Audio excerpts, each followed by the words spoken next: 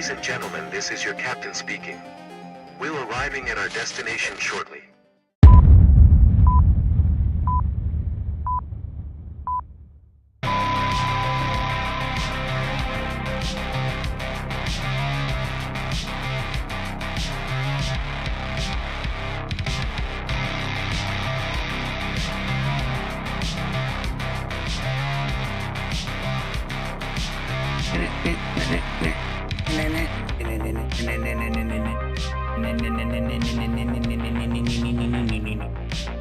What's up? I can't believe it's daytime outside and I'm on this thing. We doing a flight. We doing it. I've been planning this flight for a while. I just other things came up. We didn't do it. Now we're doing it now. Welcome to the latest in the chain of episodes and all about aviation channel. I'm your real internet pilot. My name is Greg. We're gonna fly the shit out of this airplane today. We're sitting here in Milwaukee, Wisconsin. Hey, now what's up, Keith? How you doing, man? How's your week starting out? See, today's like my Sunday because of my schedule, so I'm off. I got 2 days off in a row, but like instead of it being Saturday and Sunday, I got Sunday and Monday, so it's all right. It's all right. But yeah, we're gonna recreate this flight.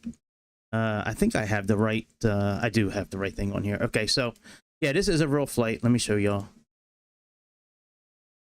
So Southwest 3970 from Milwaukee to Baltimore, where I live. Took off early this morning. Here's the tail number here. Now the tail number doesn't show up on the airplane, but that's okay. It's a free airplane. So I mean, like, for this being a free airplane, it's awesome. It's a really good airplane for free. There's a lot of free airplanes out there. Headwinds make some. What are the other free ones? Fly-by-wire. You know, they have Airbuses, but like as far as like Boeing, you know, 737s, I think this is like the only 737 for free. I think there's a free Dreamliner on Headwinds, but yeah, other than that, this being free, I don't know if and when they're ever gonna start charging people for this thing, but yeah, man, it is a great airplane. Especially, like I said, especially for free. Like, I'm pretty critical on these airplanes most of the time. Like, you know, I don't really hold back. I tell like it is, like how I feel about if things should be fixed and things like that. And there's things about this airplane that I wish were a little different, but it's not really worth bitching about because once again, it's a free airplane. So we are in our Shark Week livery for Southwest. I know it's not Shark Week right now, but at least I don't think it's Shark Week right now, is it? No, I don't think it's Shark Week right now. But anyways, let's get in this airplane. Let's start setting some stuff up here. So let's do start. And we're going to go to fuel and weight balances, airside services. And here, we're going to load our flight plan. Now, passengers. I'm not going to be able to pull this up at the same time like I usually do. I have it up here on my iPad here. We have 142. Let's get a little closer. Just got to remember what buttons are what for moving. It's quite a bit different the way I have this set up than I do when I'm in Microsoft.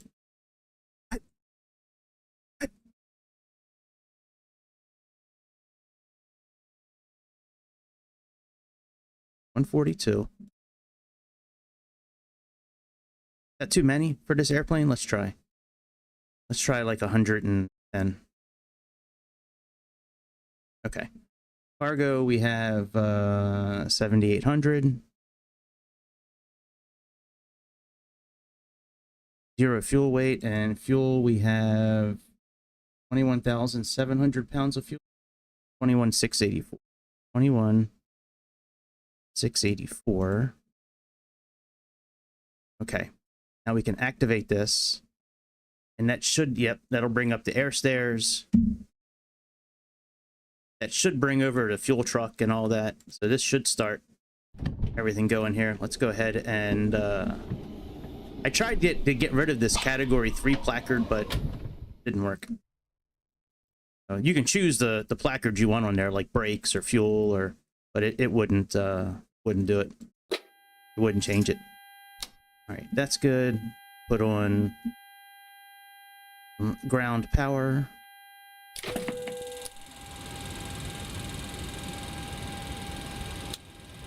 Collision lights.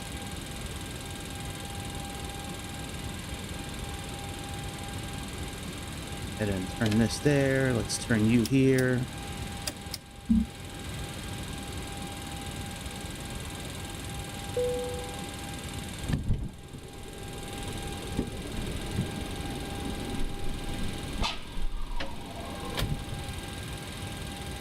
All that's doing its thing. Come down here and get our flight plan put in.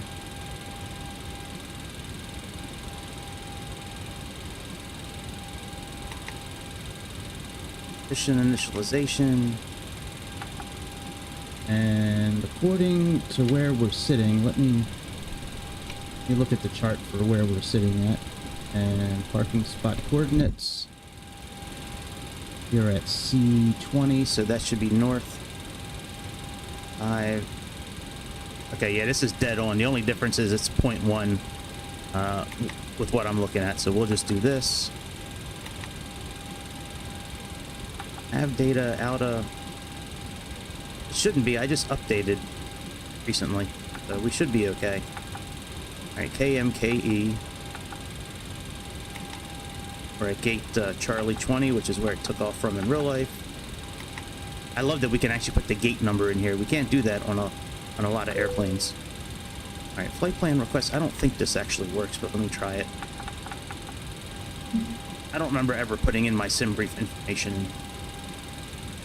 I might have a while ago.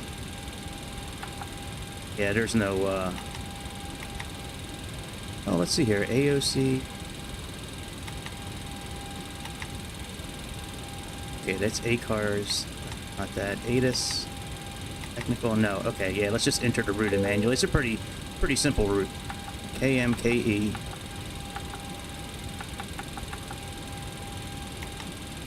Baltimore, KBWI. Dulles is our alternate, which we don't have room for yet. We have Southwest. SWA 970.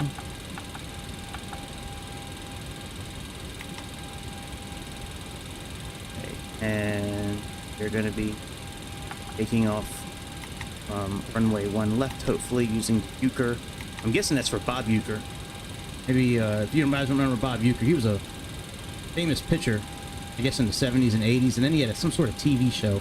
I remember him being on a TV show. I don't remember. I think he was like a baseball like play-by-play caller. I think that was the name of, or like what his position was in the show. I don't really remember. It's been a long time. Mr. Belvedere, that's it. Yes, sir, Mr. Belvedere. That was a good-ass show. Thanks, Keith. Yeah, man, Mr. Belvedere. I used to get down with that show when I was younger. All right, let's go to route now that we have that in. Let's go here. After sample, we have pull up the flight plan. I should have printed out and saved the flight plan. And you know what? I still can, actually. Hang on. Let me get it pulled up in the Abby tab. Oh, yeah.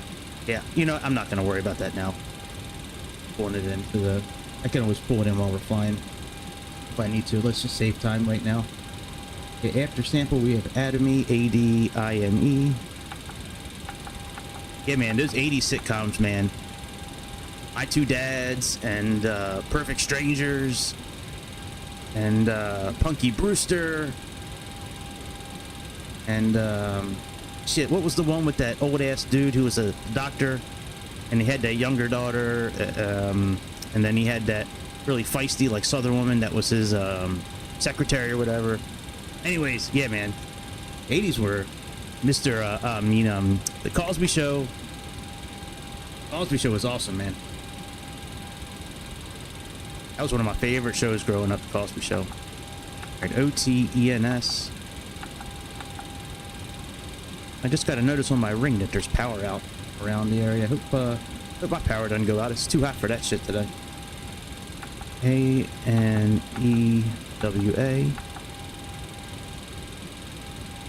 We're almost done. Got Jerry. Surprisingly enough, there's no airways to put in with this flight plan.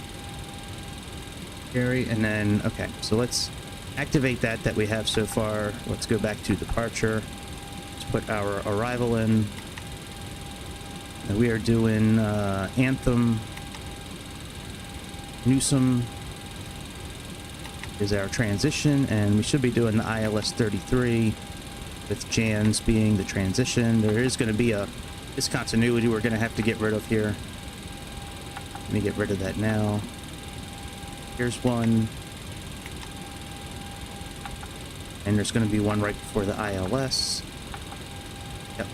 Jans. Hook. Alright, excellent. Alright, initialization. Alright, cruising altitude is going to be 37,000 feet.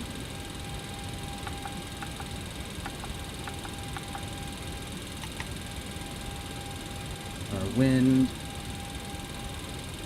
according to sim brief, is 272.29. 72 by 29. Top of climb, outside air temperature is average. Okay. Yeah, I know the cost index is 42. Top of climb, let me.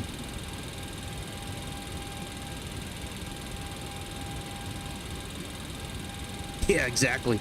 Right.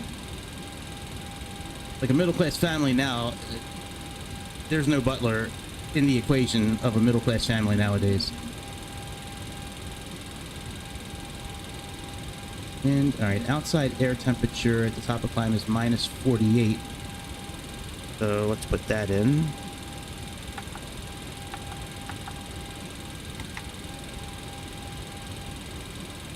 Benson, yes! No, you couldn't do Benson today. Yeah, Benson, yeah, that'd be a big no-no nowadays. Oh yeah, shit, I gotta switch on the... Forgot about this. Right, we gotta switch on the chime for boarding. Alright, let's activate this. And... Alright, now that should start boarding. Yeah, there we go, okay.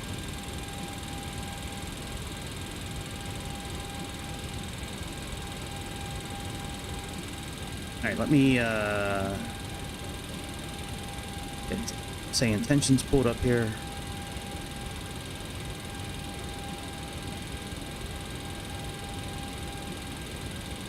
Actually, let me file the flight plan first.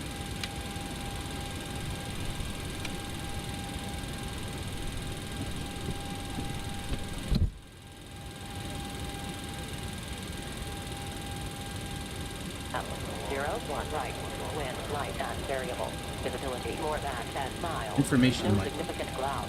Temperature 31. Dew point 16. Altimeter 3005. Advice on initial contact. You have information room. All right, we've got everyone strapped in. Give us a ring if you need anything. You know what? I forgot to change a couple of things. I gotta pause the simulator real quick. Information Romeo 1820 Zulu. Arriving runway 01 left. 01 right. Departing runway 01 left. 01 right. Wind light and variable. Visibility more than 10. Okay, hang on one. We have dual ATCs right now. Let me. That's right, because I've been using ATC here. Let's just turn off ATC here. Okay, I do need to change a couple of buttons. Button. So here, autopilot. We need to switch autopilot to. This is what the ATC audio sounds like, and next is what yours sounds like. Oh, wait a minute. Maybe it's still. Hang on a second. Set up still for A and B. If it's set up a certain way right now, I'll just leave it. All right, controls. Okay, I'll just leave it how it is right. All right, ATIS is mic. Let's go to clearance. It's alone.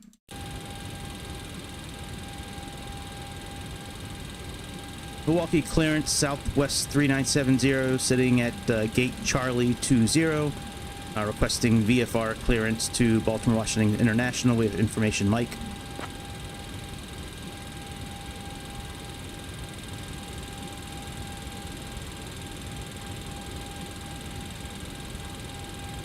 Southwest 970, cleared VFR to Baltimore Washington International. On departure, maintain VFR at or below 1500 feet.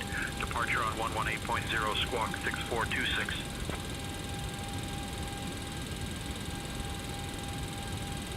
Clear to VFR to Baltimore Washington International. Departure, maintain VFR at or below 1500 feet. Departure on 118.0, squawk 6426, Southwest 970.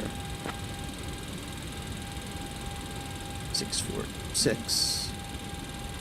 That's in there. Read back correct. All right, the wind right now, 30 by 8. 8 knots.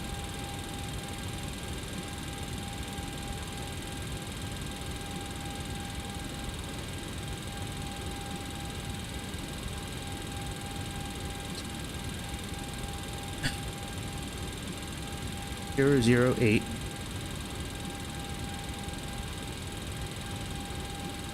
Okay, what are we doing here, guys? All right, outside air temperature is 32. Pressure is 1017.27.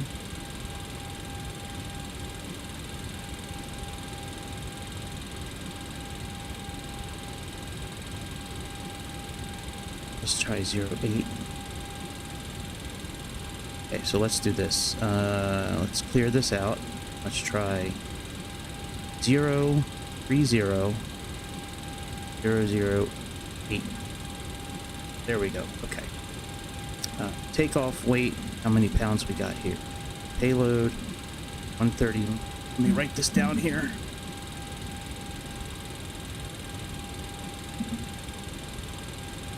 Euro fuel 115.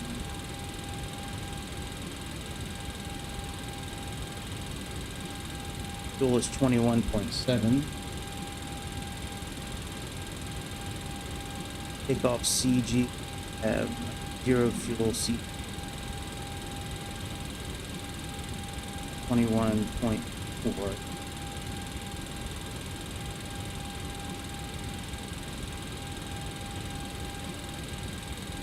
Finish our takeoff performance here. Takeoff weight. Good. I wrote everything down but the takeoff weight. 136 points.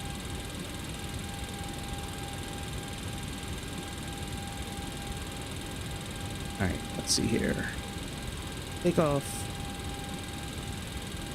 36.6.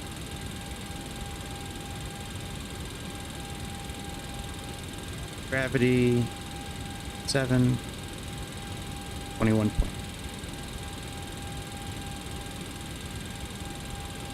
ATM flaps auto off. And there's still no calculation here. For landing, I believe it does, but for some reason it doesn't do it there.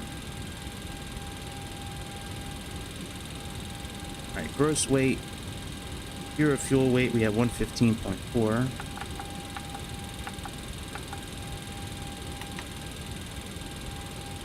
Planned fuel, we have 16.9.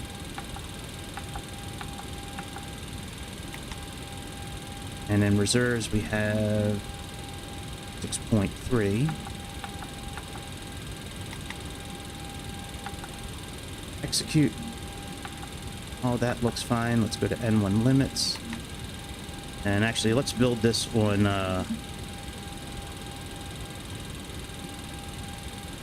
SimBrief.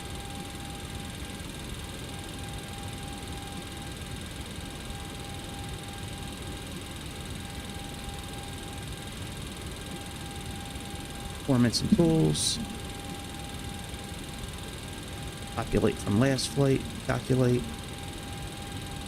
Alright, so we have 49.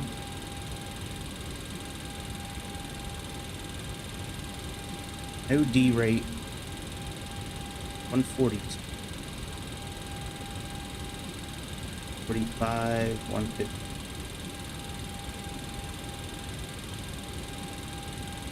Lead on, anti-ice off. Okay, very good. All right, let's put that in. So we have 49.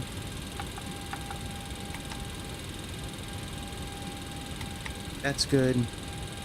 Go to takeoff. Oh, the slope of this runway. Let me see here.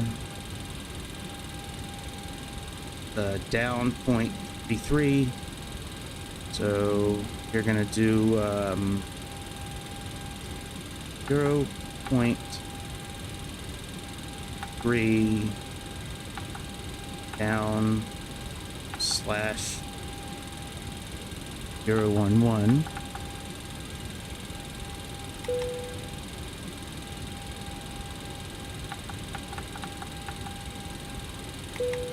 There might be a minus sign then. Right, minus 0.3 slash 0. Okay. Sometimes you have to do the down or up. Sometimes it's negative. All right, runway wind. 30 by 8 again. So 0, 0, size 8. Okay, we have that. That looks good. Flaps 5.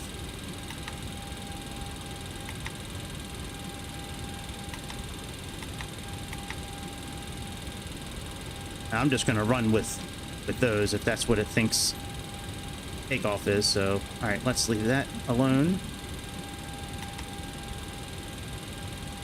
Let me set the pressure. It's 30.4 right now.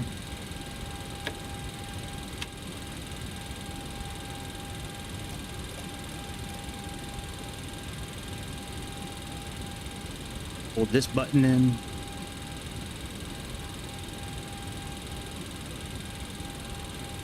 All right, excellent. Let me turn on the APU.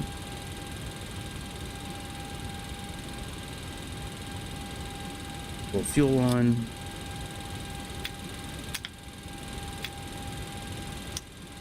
APU is doing its thing.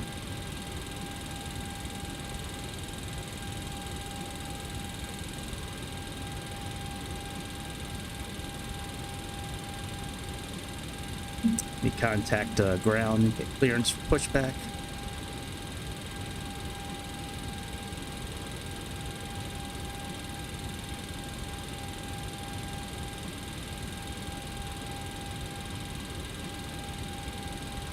Milwaukee ground, Southwest 3970, requesting pushback and engine start clearance.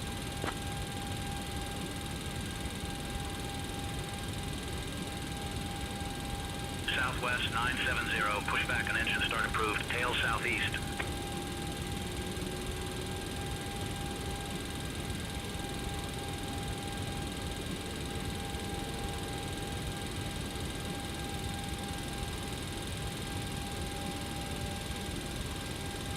This airplane, you can choose type of autopilot system you have. I chose the older style. I think it's Honeywell, just to be a little different since most of the other airplanes have the new system.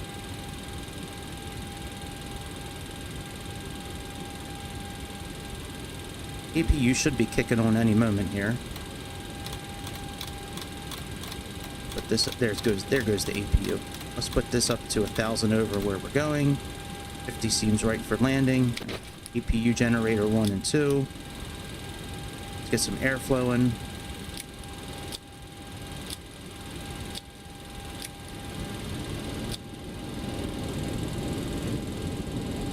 This one auto, that's good. Throw a yellow dampener on. Make sure we have power here. That looks good. Battery 1. No, just battery in general. Battery bus. Alright, let's disconnect the ground power and let's get out of here. Now the Abby tab we have, you can get that a couple of ways here. So we can click on Abby tab here and bring it up. And then I also have it, one of my buttons here should do it. Yeah, this button here. So I have all the charts. So like here's Milwaukee Airport. Now it's not going to show our airplane. Our airplane's up here, by the way. And then we can also do our departure. So I went to SkyVector and just downloaded these. But yeah, you can operate the Abby tab right from here. So we can put in airport. Let's put in AM, AE. It's got all the frequencies. It's really dope, like what you can do with this. It's got all the charts here as well. Have our route, departure. We can input our route in here if you want to. Got a map of where we're at. One left is down here. Oh, look at that. That's cool. Dude, that's sweet. I didn't know it was going to do that. Do we have chocks on outside? Yes, we do. All right, let's remove the chocks.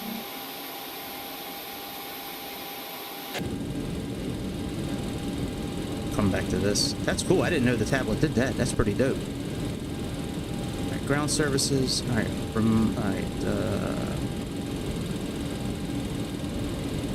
disconnect. Issue. Disconnect. Oh, all right.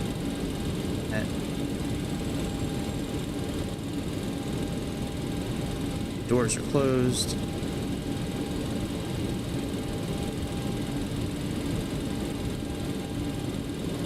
I don't know if this is going to start working yet or not. The announcements haven't worked yet, but it's been a few weeks since I've played, since I've used this airplane, so maybe it works now. All right, let's go ahead and get our pushback started here. So I think we need to go this way if I'm not mistaken.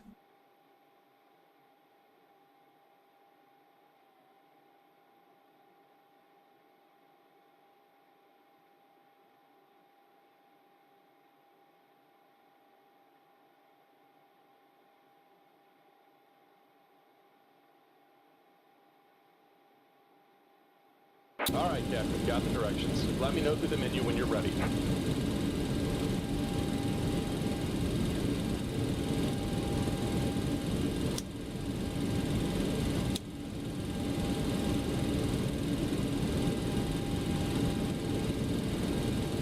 Great news, Captain. Your tow's coming.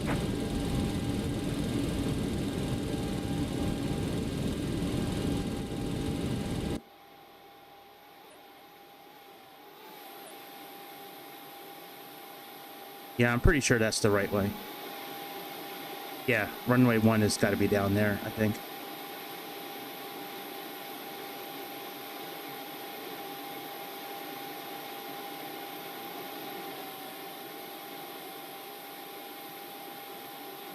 Oh, I should make this time closer to what it is in real life.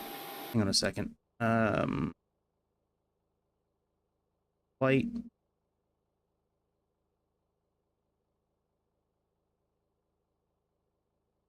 Changes. All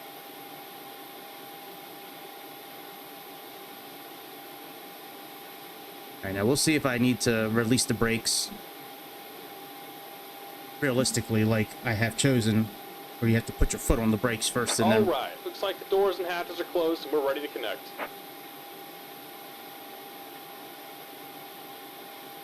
I was gonna go do all my running around and shit before I did this flight today, like grocery store and all that stuff, but I'm gonna do that afterwards. I wanted to fly in the afternoon. I really wanted to fly this morning, but man, I was so comfortable in bed. Like the air was on, fan was on, like man, it was just, I just did not want to get out of bed, man. I wound up falling back asleep a few times. A great morning off. Had a really good dinner last night. Hey man, that works for me. Always good catching up with Keith, that's for sure.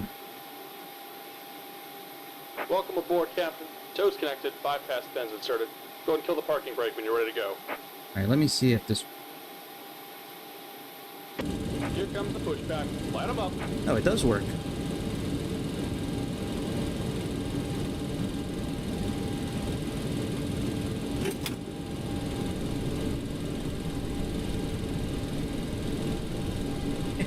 They usually are, Keith. They usually are, my friend.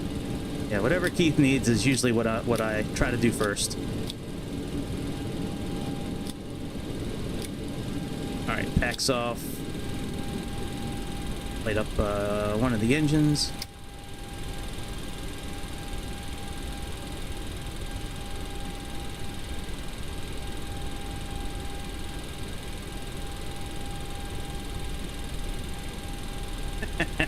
Yeah, I don't remember if you were on when I did that game, but that underwater game is so much fun. I love that game. All right, fuel on. It's been a minute since I played that game. I know I was talking to some folks when I was playing that game. But that game is so awesome. I still play that game a little bit every once in a while.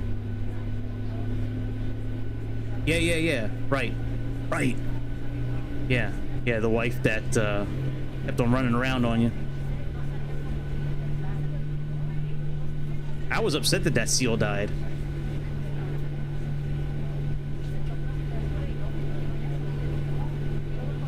Yeah, I don't know really either why I like that game so much. It's not usually a type of game that I play. But, yeah, there was something about that game that I really enjoyed. I don't know if it was the music or the scenery or it's the combination of stuff. Just about done here. Go ahead and set your parking brake. Parking brake is on. And we're disconnecting the tow. Give me just a moment.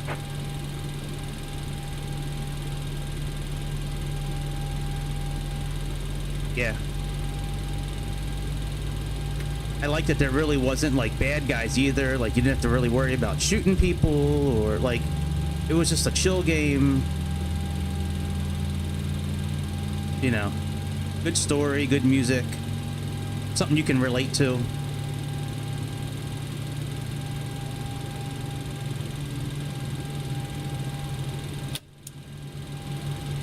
right, flight director's on.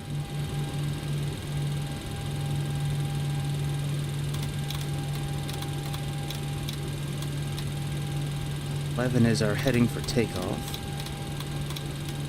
And we're disconnected. Signal and pin on the right. Take it easy and have a safe flight. 144.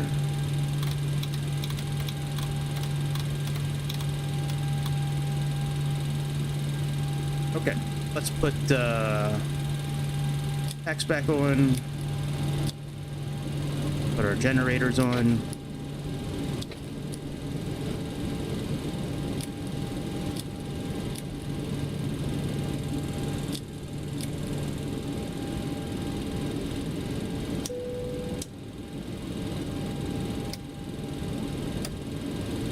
Turn the APU off. Okay, the cabin is secured. Have a good flight. Taxi lights. Set RTO brake. Set our flaps.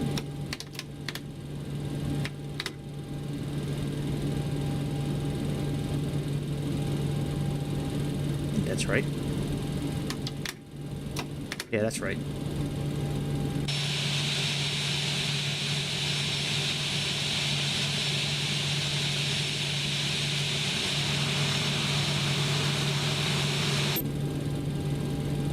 Milwaukee ground, Southwest 970, ready for taxi clearance to runway 01 left.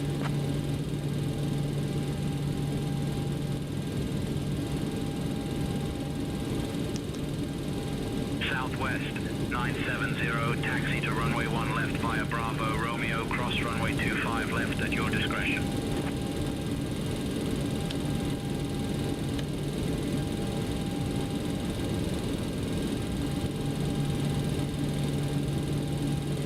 Exit to runway 1 left via Bravo, Romeo, cross runway 25 left at my discretion. Southwest 970.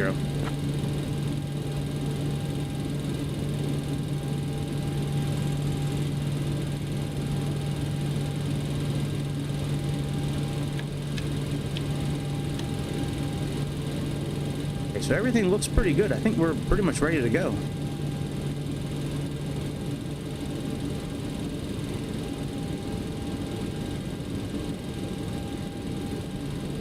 Clicking noise that the I think that's coming from. No, it's not coming from that. I forget where it's coming from. That clicking noise. Maybe that'll go away as we're flying.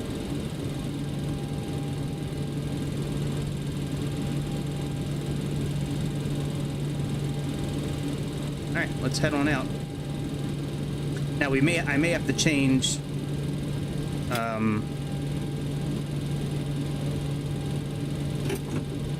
One second. I may have to change one of the settings for driving the airplane on the ground, just because I forget where it defaults for the rudders and how to move on the ground. All right, free and clear. Now I do have separate throttles for 1 and 2.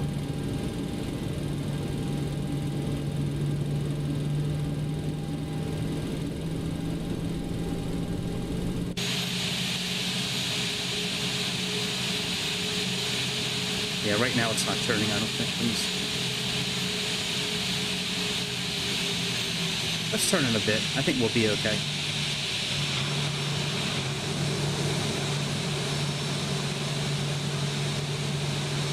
Cabin crew, all doors in flight and cross-check. Welcome everyone on board on behalf of Southwest Airlines. We are pleased to have you with us today on Southwest Always, there's Airlines always a truck that wants to play chicken with me. It's either a truck or an airplane. It's always one of the two. Our captain for this flight is Captain Gregory, and our first officer is Long Duck Dong. Yes, good Joining old me Long in Duck the cabin Dong from today 16 are my Candles. fellow crew members, Sarah, Mike, Jessica, and Tom. Now, let's go over some important safety information. Please ensure your seatbelt is fastened low and tight across your lap. To unfasten, simply lift the buckle. In the event of a loss of cabin pressure, oxygen masks will drop down from the panel above you.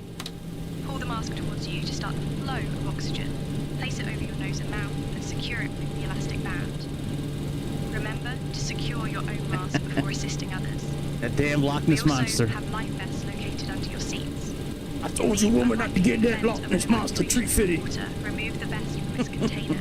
Slip I it over gave your a head dollar. and pull the straps to tighten. Inflate the vest by Told you, pulling the woman. red tabs by blowing All right, into the masks seat. work. That's good. In the event That's of funny. an aircraft I didn't get that Loch Ness monster tree please fitty. leave all luggage on board. Your safety is our priority. For your information, this Boeing 737 has exits located at the front and rear of the cabin, as well as over the wings. Please take a moment to locate the exit nearest to you, keeping in mind that it may be behind you. I don't want to make it We darker outside. expect a flight time of approximately 1 hour and 34 minutes. Yeah, I've had a lot of years to practice that, practice that. Southwest Airlines shop. Thank you for your attention. And we Boy, it hope is you enjoy really your tough flight. turning this airplane. I don't know. Let me look at something real quick. Let me look at one of the settings real quick. All right, configuration, general. What's not there?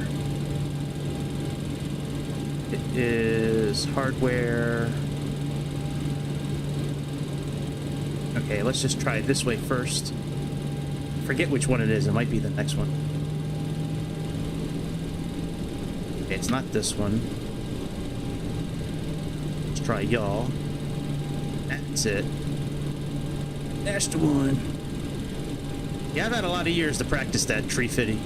That's a great episode. If you guys don't know what episode that is, you guys need to check out South Park and check out when they were trying to find the Loch Ness monster. And it was an old black couple. He's like, God damn it, woman, I told you not to get that Loch Ness monster. Don't give him no money. I gave $1 once. That goddamn woman. And that Loch Ness monster come in here trying to get that tree fitty. Isn't that the same episode where Chef sang My Chocolate Salty Balls? Wasn't that the same episode? Suckle my chocolate salty balls, yeah. Put them in your mouth and suck them. I think it was that. It was like, it was one of the first few episodes. Like the first episode was where Cartman had the aliens put that satellite in his ass, and every time he farted, like the satellite would come out. All the cows started following him. Moo, moo, moo, moo.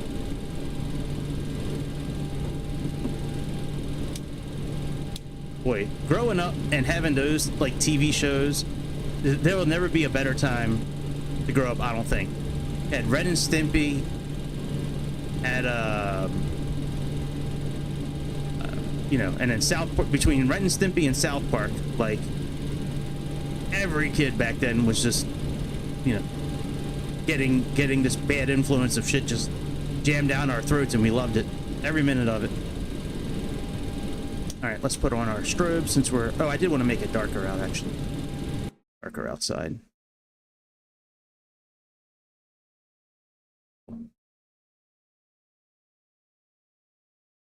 Oh, yeah, Beavis and Butthead. Yeah, I forgot about them. Yeah, Beavis and Butthead was the shit, man. I used to love Beavis and Butthead.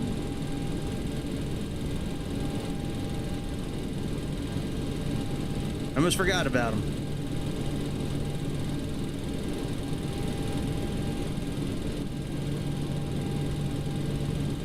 All right, looks good on both sides.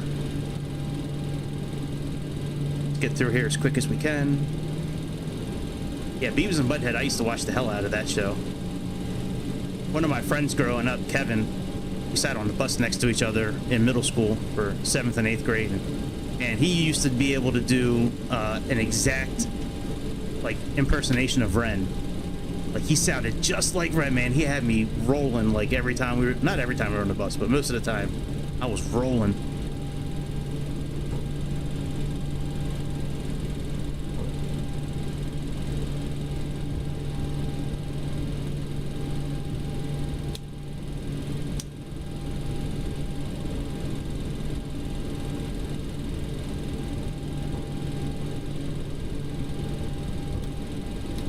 Does work. That works too. I like X-Plane, man. Everything just works. Like, how often do we get in Microsoft Simulator and we can just fly, like, right away? Not often. Usually there's some bullshit that we have to deal with.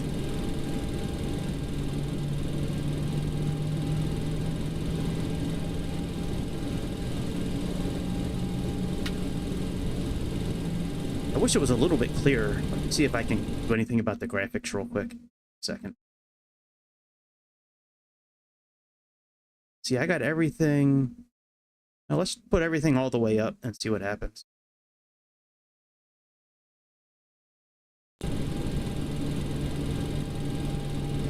Oh yeah, that made it clear. Okay. Or a little bit clearer at least. Now we are on our way. Runway 01 left down here. Yeah, if you guys are using X-Plane, AviTab, I believe, is free. I'm pretty sure it's free. I don't remember paying anything for it.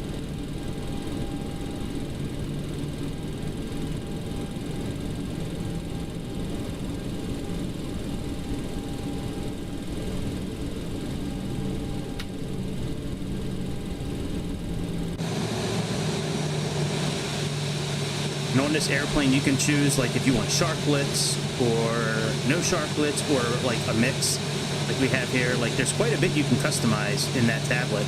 Some of it works right now. Some of it doesn't, since it's still, like, experimental, the plane, I guess. That experimental plane we tried out last night was a lot of fun. That, what's it called? The, Piper Aerostar 600. I got a little confused when I was looking up information about that Aerostar. Like, there's PA60, which is the ICAO code for for the Aerostar, but then there's also a different one for the Piper Aerostar, but maybe they made like an Aerostar and then they made like the Aerostar 600. Like maybe there was a difference. I don't know. But either way, it was a great airplane. I think it's kind of expensive for early access, but like I think a plane like that, it should have been a discount price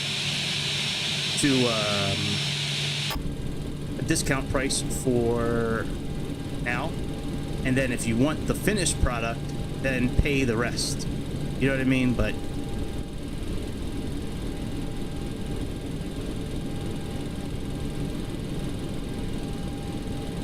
yeah, I feel your pain on the busy part. Me too. Like I don't really. The only time I have a chance to do it at least live is usually like on my days off. Usually in the evening when I get off work, I don't feel like talking anymore. You know, I eat dinner, take a shower, then eat dinner, and by then it's like after 8 o'clock. And man, most of the time I just want to get upstairs and chill. Now, sometimes at night I'll get up, you know, and play, you know, half an hour or 45 minutes or something like that. But you're not really missing a whole lot right now. There's not a whole lot that's really happened. You know, I mean, not much really has come out.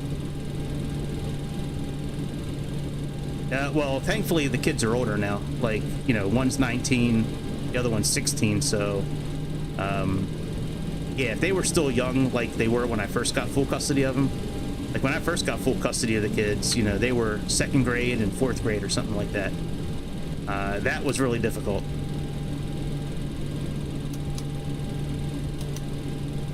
All right, LNAV's not working yet. That's fine. Yard work and drumming. Yeah, I made a goal that by my birthday in February, with the job that I have, I want to be able to pay cash and get the drum set that I used to have. I had to sell my drum set a few years back so I could pay my mortgage payment. But I had a really nice Roland electronic drum kit. I think it was like $7 or $8 grand was the kit. But yeah, I'm definitely going to get back into drumming. I miss it so much, man. Like it was, you know, it was such a big part of life for me for so long, and then just to not have it anymore, man, that's been difficult, to be honest. If you're a musician, you would understand. Oh yeah, like go on Guitar Center's website and just look up the electronic kits. Yeah, like those kits, I don't want to have pads that feel like, I want it to feel like a real drum. Oh no shit, around 4? I'll take a look. I haven't looked at drum sets in a while just because I know I can't buy one right now, so I just don't even want to like tempt myself. But I'm gonna take a look here in the next couple of weeks. I think I just got promoted at work. I'm gonna hopefully start making more money as long as I continue to work hard. So, all right, let's get out of here. Cabin crew, take your seats for departure. Milwaukee Tower, Southwest, 970, holding short runway 01 left, ready for departure. Gotcha. Oh yeah, Vanish drums. Oh my god. Southwest, 970, Milwaukee Tower, runway 1 left, wind 030 at 8. Cleared for takeoff.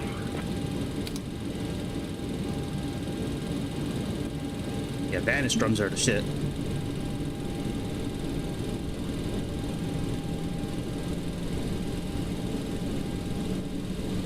That Roland kit I had was pretty damn good. All the pads felt like real drum heads. Like it wasn't like that hard plastic stuff. It felt like real drums. I gotcha. I wish I could say that too. Like if I still had my drum set, I would say by now I'd have that thing for about 15 years now at this point, but I sold it like 8 years ago. All right, let me close this out. And let me see if... All right, let's get out of here. Let me put on the clock.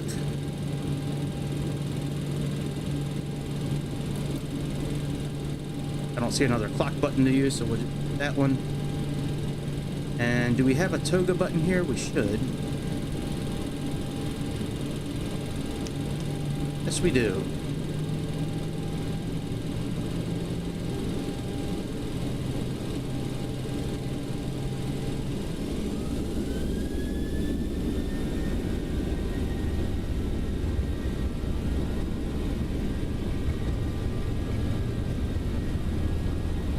All the extras, yeah, I know.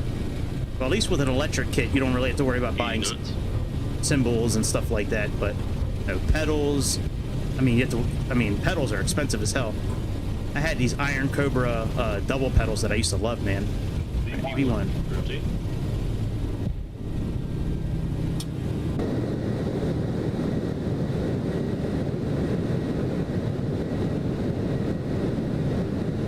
How's it great?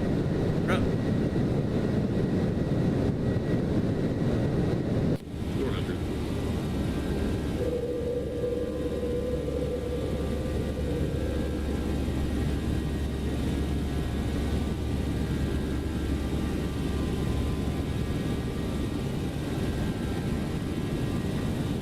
Yeah, that was cool, wasn't it? 1000. Southwest 970, Milwaukee Tower, contact departure. Contact departure, Southwest 970.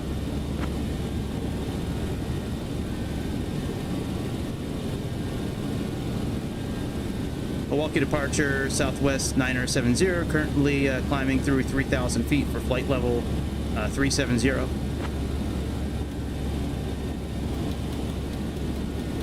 Southwest 970, Milwaukee departure, radar contact. Once we level off the wings, I'm gonna throw in the autopilot. Yeah, I wasn't expecting that brake dust to come out like that. That was pretty dope. Yeah, I can understand that.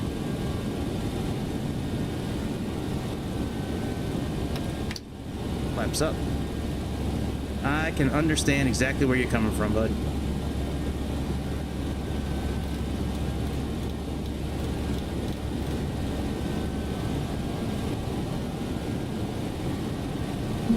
All right, flaps up all the way.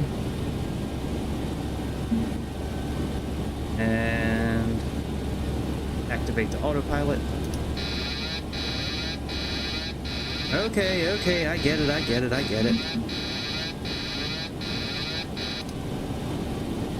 Wings are not level enough yet. Sometimes I have to put it in CWS mode first.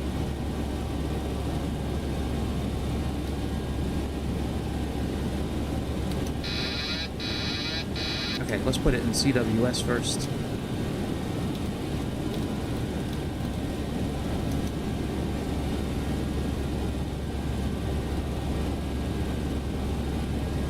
Okay.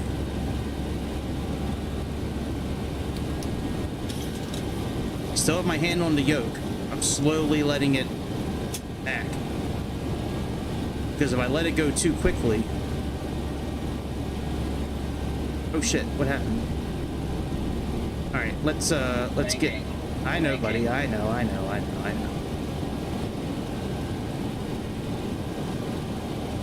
Get set up on heading mode.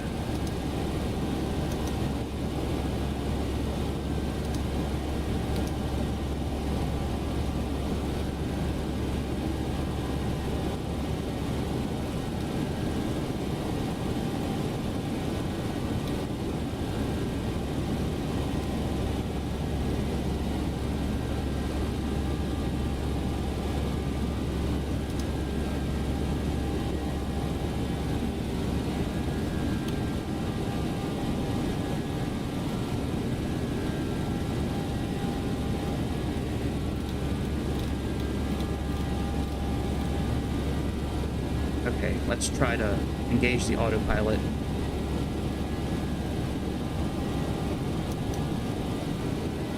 Okay. Damn it.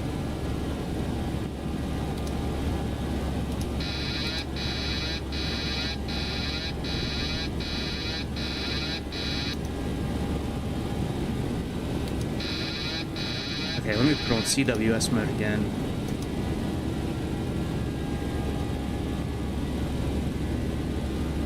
On VNav. Dear guests, we have just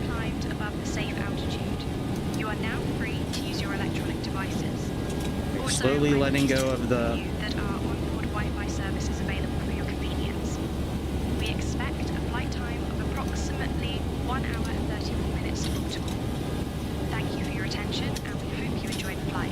Slowly letting go.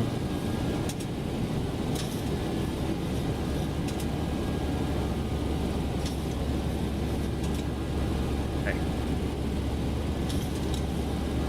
We do direct to...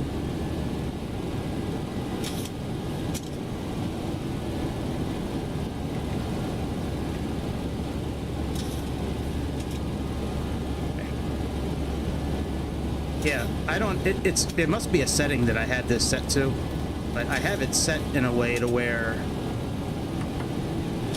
with the autopilot, like, maybe I have it on realistic, I don't know, but like, you have to be pretty much wings level, and then to engage the autopilot, and then if you, like, a lot of times you can just let go of the yoke in the simulator and everything's fine. Well, not here. Here you actually have to hold it for a while until your trim and everything balances out, and it's a... I sometimes forget about that with this because I don't fly this airplane too often. That's a really cool feature.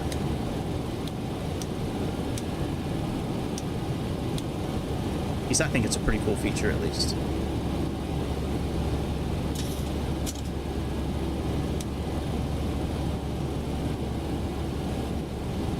Alright, let's put this at 37,000.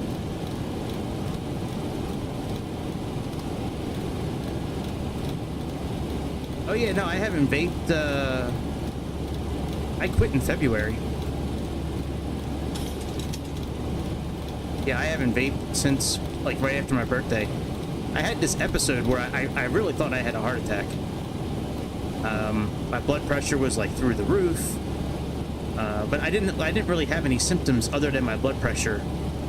Or at least the blood pressure reading was high. I don't know if it was really high or not, but at least what it was showing on the blood pressure machine at my house, it was showing that it was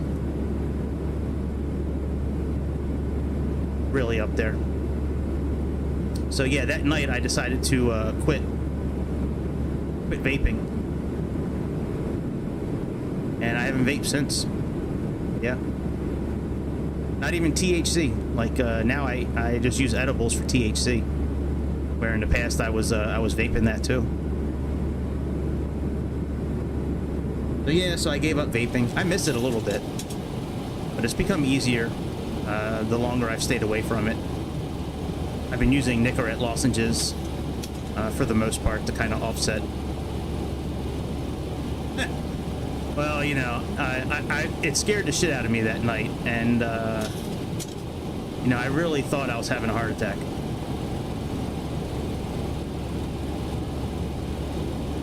So since then, I just haven't really vaped at all.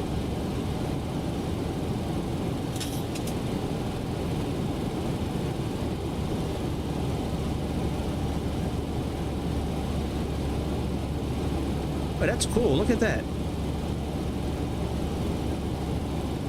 Southwest 970, Milwaukee departure. Contact Chicago Center on 126.425.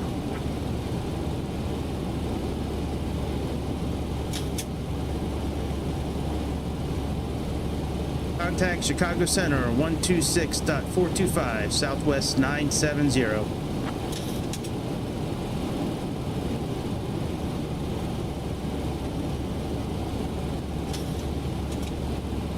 Chicago Center, good morning, Southwest 970, climbing through 1,000 feet for flight level 370. Yeah, I wasn't planning on quitting, and then that night hit. Yeah. Southwest 970, Chicago Center, good morning. Yeah, I mean, unfortunately, that's the shit that happens, you know. But I was looking at it, like, I was vaping, like, but you know how it is when you vape. You know, I was vaping every, like, 30 seconds I was taking a hit.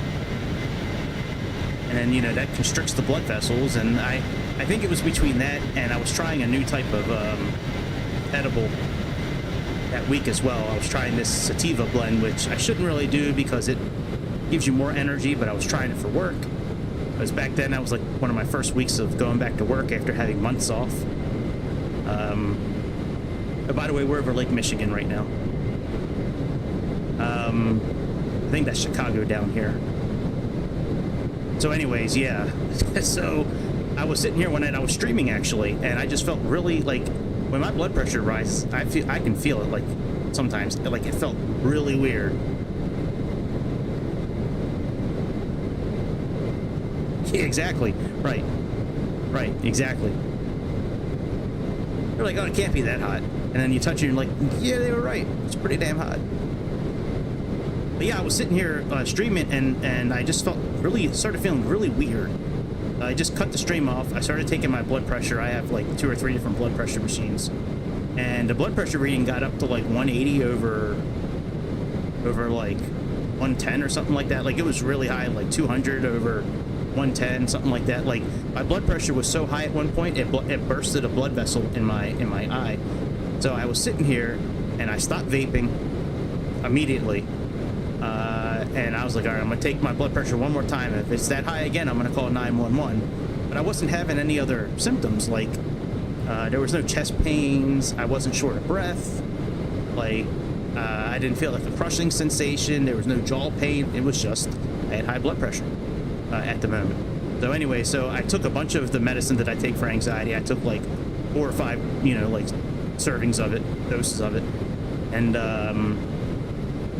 my blood pressure started going back down. But since that night, I completely cut off vaping, and it was very easy. Like the first 2 weeks, saw my doctor. He gave me patches to wear. The patches helped. I've been using the lozenges, but it was just trying to find something for my hands to do was the difficult part.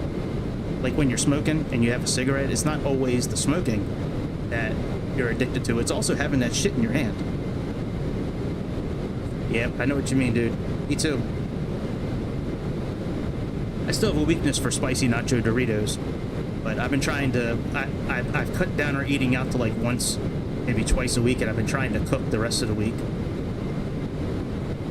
Oh yeah, smoothies, man. Yeah, we have a smoothie, a little smoothie blender here. I buy some yogurt and some like frozen berries and bananas and shit like that, and put it in the make a smoothie. Man, smoothies are great, especially if you want to put a little like protein in it.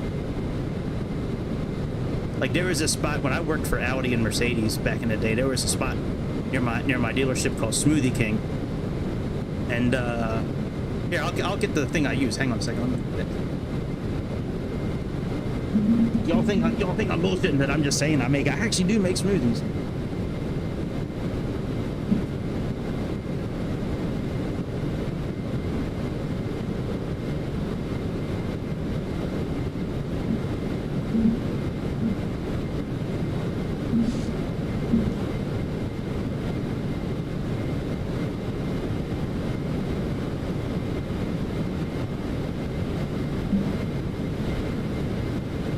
But yeah, this is the thing I use for smoothies. So you can hold 8.5 ounces. It recharges. It's a blender, and then the top you can unscrew this whole thing. You turn it upside down, right? Right, and then it's got a lid you can put on here for the bottom part, so you can then hold it like a cup. And then this top part here, you can unscrew this top part.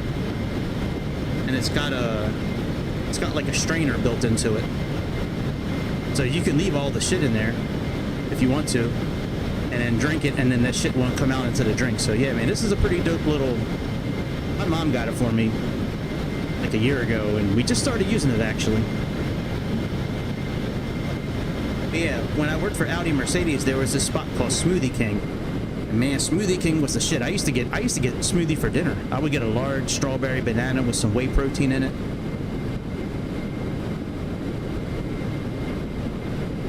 Yeah, you can beat diabetes if you eat right. Hey, what's up, Captain? How you doing, bud? We just passed your town, by the way. We just passed Chicago. It's right back here. Everybody wave hi to Chicago. Over here. Wave hi, hi, bye Chicago, bye. At least I think that's where we're at. Yeah, there's Chicago right there.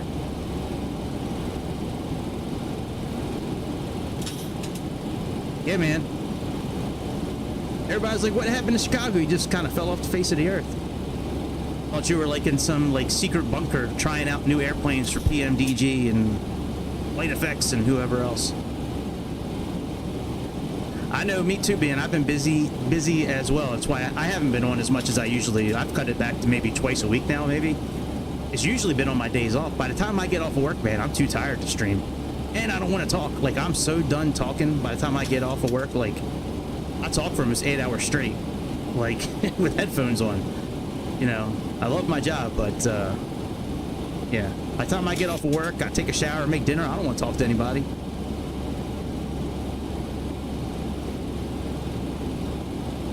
Yep. But yeah, everything's been, doing okay. I tried out this early access plane yesterday. It was pretty nice from A2A. Got a lot of potential. I don't agree with them charging $50 for early access, but what are you gonna do?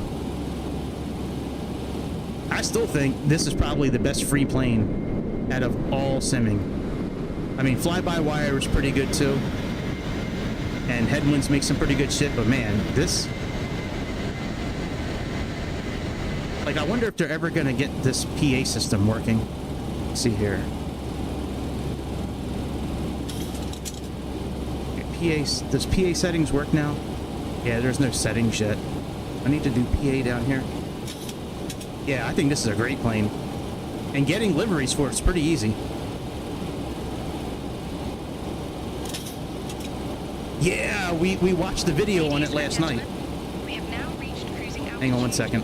On Southwest Airlines, flight 3917, heading from Milwaukee to Baltimore. We will be starting our snack and drink service shortly, and I must say, our prep We can watch it again. refreshing beverages are quite popular. We watched it last night. After the service, we will also have items available from the Southwest Airlines shop for you to browse. I don't think it's out yet. Thank you for your attention, and we hope you enjoy the flight. Yeah, eat right and don't get married right. Exactly. Yeah, we can put on this again. I watched it last night. We watched it last night during the flight. I don't think the update is not out yet from what I've seen. I think it's going to be like Tuesday or Wednesday, but this update is probably going to now force me. Force is a bad word, but I'm going to be buying the A319 and the 21 now because of this update. I can't believe you can spin the fan blades. That's like the greatest thing. You can access the fuel panel outside. You can access the ground power stuff outside. I mean, some of these things they have coming out on this thing are like this right here. Let me turn on the sound for this here. Hang on a second. Right, cable. Lastly, we've integrated the external power panel. So if you click the socket, you hook up ground power. Everything on this panel is then functional. Lights and switches, the APU cutoff, even cockpit call will work if external power is selected on in the flight deck. Oops, my bad. Just another touch point for you to interact with the aircraft systems modeling. Yeah, that is so cool. And we can... Okay, let's move to a different one. You can now spin the fan blades. So if you grab the spinner, you can slow the windmilling rotation This down, is amazing. and then you can manually drag the fan to inspect each blade. The fan blades on the CFM56 are designed with a certain amount of radial clearance in their root mounting slots. This is for thermal expansion, and at low rotation speeds such as windmilling or moving them by hand, you'll hear anything from clicking to clattering as they fall within the gap of the mounting slot. This goes away at higher speeds as centrifugal force pushes them outward even against the forces of gravity. But even then, there's quite a bit of weight to the entire mechanism, I know, right? So don't expect to move it particularly easily. And more to the point, please remember, when you're stood in front of the engine, and I mean stood in front of the engine, there is only a small section the click spot that you can reach with your hands. And that's namely And then this the thing lower I like middle too. Where section. was the And this is hydraulic panel at position that when we it's can left use now? fully unpowered. Yeah, this right here. Once you actuate the cargo door selector switch, that's when you start the yellow hydraulic pump, which you'll hear go off, and it's followed by the door starting to move. It's crazy. You'll note though, whenever we stop door movement, the yellow electrical pump continues to run for 10 seconds. Don't send in a bug report about this. It's not a bug. This is just following the logic on the real aircraft. Oh, yeah, don't send us any messages. We know. The switch You is know. a click and hold. So if you let go of the switch, the door will stop movement midway through, which leads to important note number 2. When you're opening the door, it has to lock up. If you stop the open action before it reaches maximum extension and therefore lock, once the pump stops running, it will very slowly fall back down again as the struts. It sounded like when I was watching this, it sounds like for 2020 they're trying to find a way to get you to be able to go outside and interact with some of that stuff too. You know, where you can still do some of the walk around, even being outside. I'm sorry, hang on, let me look at this real quick. So 3:33, okay. I just want to see how long we had until we descend. It sounds like they're trying to find a way to do some of this walk around in 2020. At least that's what it sounded like. Okay.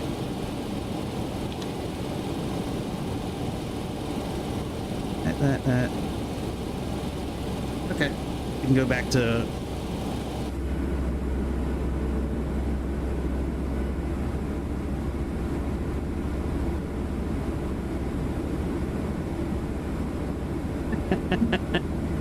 Yeah, that mod's coming out soon. That's probably gonna be a Flight Sim Labs thing. Oh, I know. I think FS24 is the future. It's been getting better, especially on Xbox. Like, I've been playing it a little bit more on Xbox, just because, like, when I'm done for the day and I go upstairs, my Xbox is up there. So every once in a while I'll get on 2024 on my Xbox and just try it. It's really good on the Xbox now. A lot of the airplanes. Hey, there's nothing shameful about 2020. That's still my preference over 24.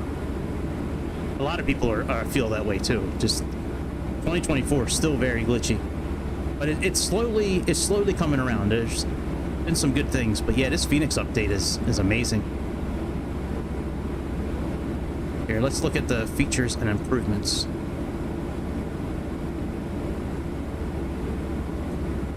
And roll getting some attention. Again, on the basis of these new datasets shedding some light on aircraft response nuances that were previously unavailable to us. An important note is that our recommendation on your controller access setup has been updated, so with this latest set of changes, we're now seeing best correlation with completely linear control axis. More information on this later. In conjunction with the fly-by-wire retune, we've also built in a subtle simulation of the control input damping dynamics, and we've applied a small theoretical custom map just to further enhance the hand flight of the aircraft, particularly on the roll axis. As a result of this, SDS is now no longer required and has been deprecated. The aircraft, in both simulators, has been upgraded to use Asobo's latest and greatest ground handling model. This required us to rework the rudder axis once again for better controllability, utilizing our new real-world datasets to further refine the accuracy. Again, this is now tuned around the linear control axis as a starting point, and we faithfully recreated the It's amazing the amount of work they put into this update aircraft onto those control axes. So, and I just say, if anybody from Phoenix ever watches this, thank you, by the way, for making a video showing the improvements. Because a lot of these companies, they just put out a list, and you're like, oh, okay, they did LNAV, or they did VNAV, or they did this, or they did, like, we can read it, but it's another thing to actually, like, have somebody that was behind the scenes explaining how it either looks or how it's supposed to operate once it comes out. Like, I like that. I think more companies should just make a short 15-30 minute video of if the update list is long enough. Across all flight regimes. Baby Shark. the A319 with sharklets. We even built a special engine for this one because, quite frankly, it was just too cool not to. American, one of the very few operators that run these airframes, they have their sharklet A319s configured specifically for performance. That means it runs a hot rod version of the CFM56, the 5B7. This is only available on the A319 and A319. See, I have to buy it now. But it does put out as much thrust as a standard A320 powering 5B4. That's crazy. Needless to say, this one packs a bit of a punch on the baby bus. This edition brings the total number of external engine model modules that we've produced to a total of 7. That's just for the CEO. Only 7? Our IAE-equipped A319 sharklet is running V2524s as configured on the type's only real customer Avianca, and it's shared with its non-sharklet counterpart. Of course, the engines aside, it is a bespoke flight model for the sharklet-equipped A319 with the requisite subtle changes to lift and drag and a bunch of tiny other tweaks to fully realize the difference that the sharklets bring to the A319 airframe. We even managed to find not 1 but 2 test pilots who regularly operate the type and have them sign off on the flight characteristics, as it can be quite sporty. Weather radar? See, that's where you were at, Chicago. They held you captive while you were testing things out for them. It's possible without additional changes to the core platform, but we have the system side groundwork in place should it ever be made available to us. Next is the EFB. We've added stop margins to the takeoff performance. As mentioned in the blog post, It's kind of shoehorned into the UI at the moment, but it's there. We'll be revamping the entire UI for this page later, among some other improvements. Another new feature is the custom PDF viewer in the pilot briefing app, should you wish to read a magazine or import your own offline charts. Nice. We've also added the ability to adjust the volume of other Windows processors, so vPilot, that is GSX, big, because you can do that with Flight Sim Labs right now. That's one of the things I actually do like about Flight Sim Labs, is that you can go in, and in the MCDU, you can actually choose, like, every audio output you have on your computer, you could actually see it in the display there, and you can choose like what you want, and it's pretty cool. And because Dave doesn't know how to take a holiday, he's gone and rebuilt the sounds again. Not just improved engine recordings, you're getting a completely new sound set for most things you hear often in the airplane. The packs in AEVC, for example. We went out on a special recording mission with an aircraft, wired up the flight deck and exterior with microphones, and captured an array of high-quality sounds over the course of a day. This will bring lots of little details, like the pack's tonality and pitch being tied into the heat demand that's requested of them, and the ambience in the flight deck changing as you move around the space in 3D. Building on the new sounds, we've also made a major breakthrough with the limitation of the MSFS sound engine. Previously, external sounds could be attenuated based on your position within the aircraft relative to open doors or windows. That's good. But with some absolute wizardry from the team, we've overcome this limitation, and now we have a single, seamless, and dynamic sound set that calculates and applies occlusion, meaning nothing ever really sounds out of place as you float yourself through the cockpit door into the cabin with the L1 door open, and you'll hear the APU or the brake fans or whatever's going on outside too. This did require us, though, to go through all 3,000 plus samples on the aircraft and adjust for the system, but we think it's been thoroughly worth it. We've built this in 2024 and we've backported it to 2020, but it's even better in 2024 with the walk-around mode. More on that later. Yeah, it's crazy what they did in this game. The displays have gotten a rework for color accuracy too. Thanks again to a recent reference strip allowing us to use calibrated color sampling technology to identify the exact tonality of the displays. Both the slightly older LCDs, as appropriate for your average CEO, and the revised backlighting on the 725s in the Neo. Surprisingly, there is quite some color variability, even between displays in the same flight deck. And finally, we have a few hundred bug fixes and changelog items besides all of these big ticket things. And that's only for the stuff that's applicable to both sims. Let's now do a rapid fire run through of all the 2024 specific stuff. The big one for 2024 is that the airplane has been rebuilt as a native 2024 That's modular big. sim object package. If you That's don't know big what this because a means, lot of these that's airplanes okay. that are in 2024 that you bring in from 2020 right now, it's like the 2020 version.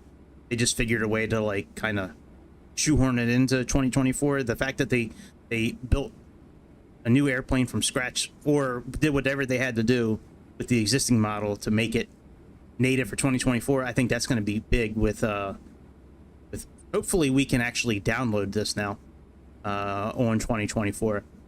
I have noticed that when you're able to download airplanes, it does make quite a bit of a difference with the performance. At least in my system it does. Like some of the airplanes that I've downloaded, when I have the option to, it seems that everything runs quite a bit better. Okay, but it is a big deal, tantamount to building a whole... Chicago Center, contact Cleveland Center on 135.725. Shouldn't have flight following, but okay. Contact Cleveland Center on 135.725 Southwest 790 or 970. All right, let me switch Cleveland Center. Good morning, Southwest 970. Currently cruising flight level 370.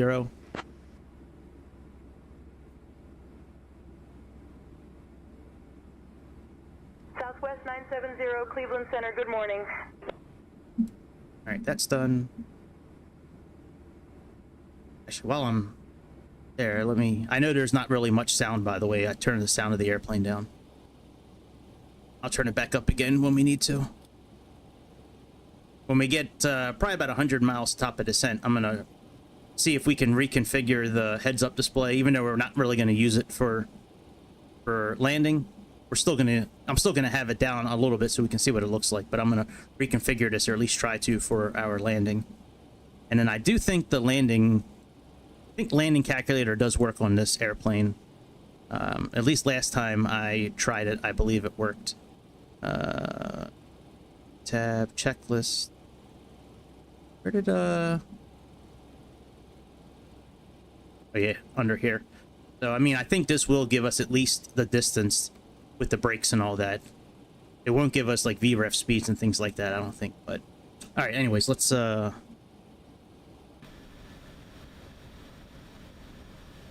back to Phoenix, I guess. New aircraft. Even though we watched it last night, we'll watch it again. The structure of the aircraft is different now, but it also has unlocked a ton of very cool possibilities, and it leaves us in a position to truly take full advantage of whatever is coming down the 2024 pipeline. As for the benefits to you now, the first isn't quite so flashy, but it is incredibly important. LODs.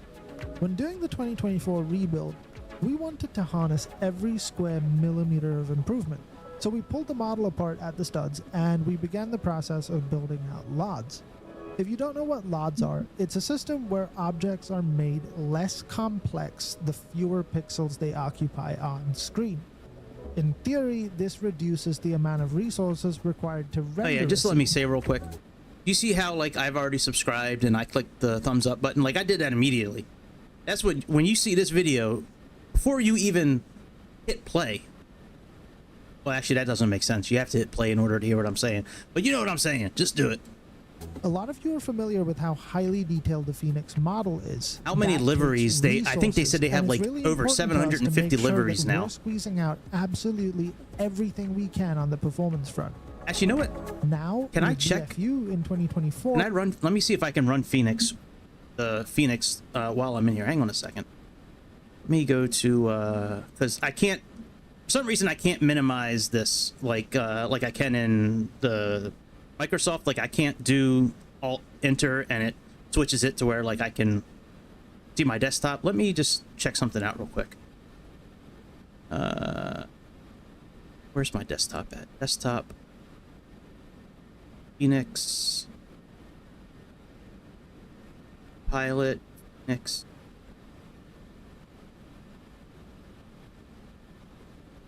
Let me just see if this update's out yet.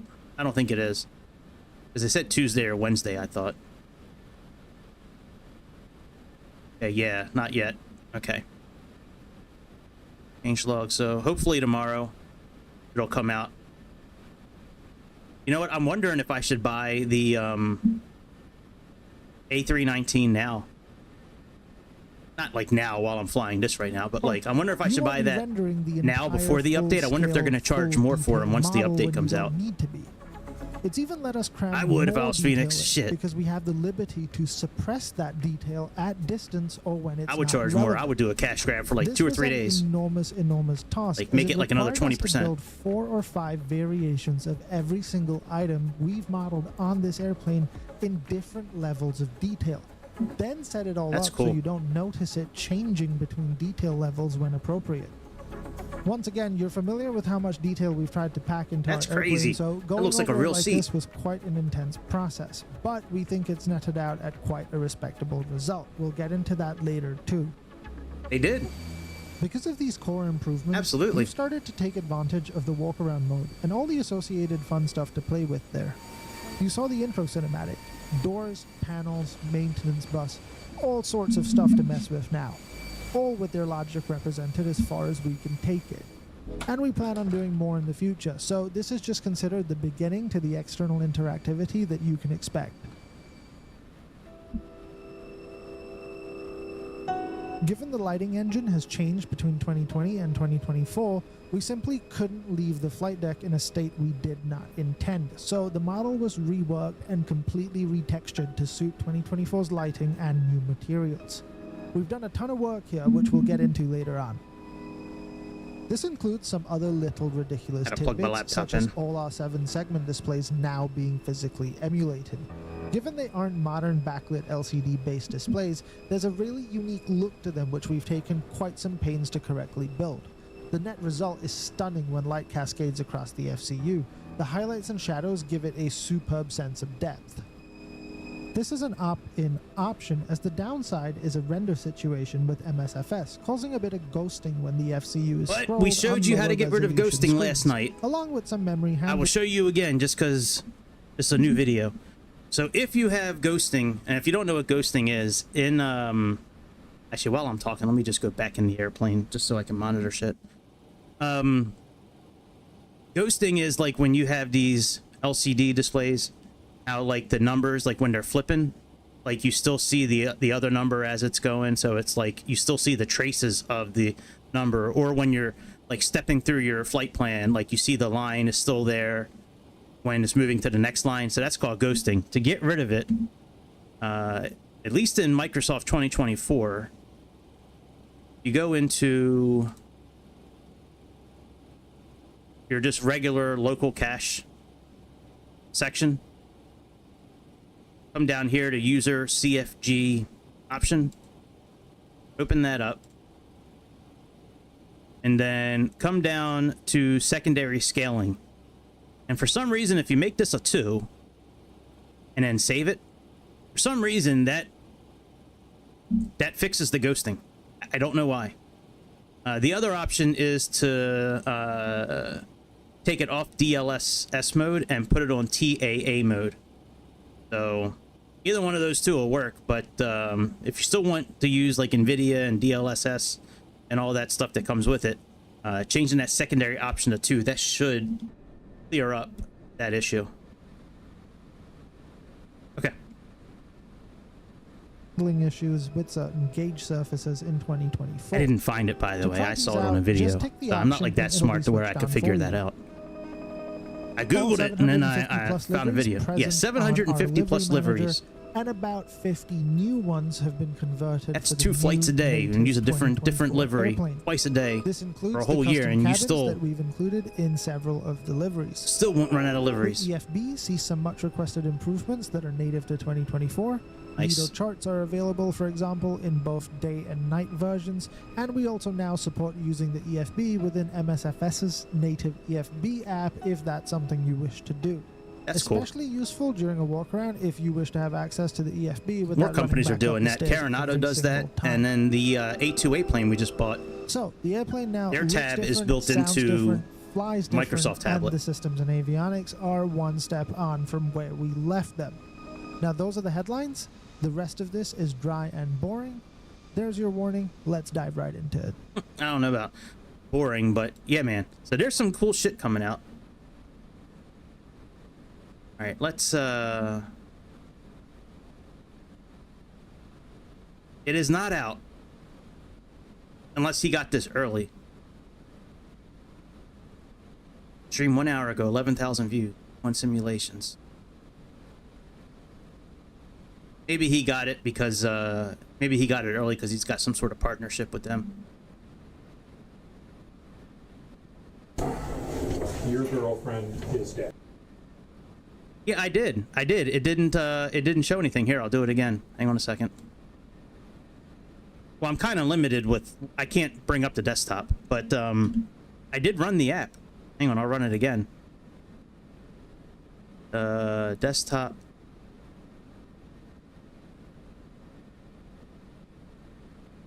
Color.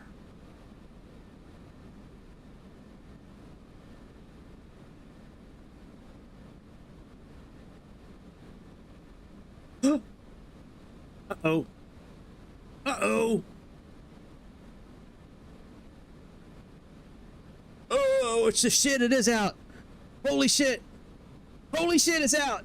All right, let's finish this flight. I'm going to update shit and, yeah, let's buy these motherfuckers now. You know, I wasn't going to fly again tonight, but shit, now I have to, I guess. All right, let's buy these now. All right, buy. Expansion.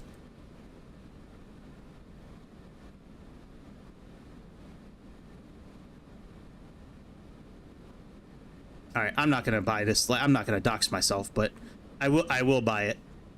Let's finish up this flight. Let me do what I have to do, and then maybe we'll come back later and try out the new baby A319 with the sharklets and the new engines and spin some fan blades and shit. That's dope, man. I can't believe that's out. Damn, that's great.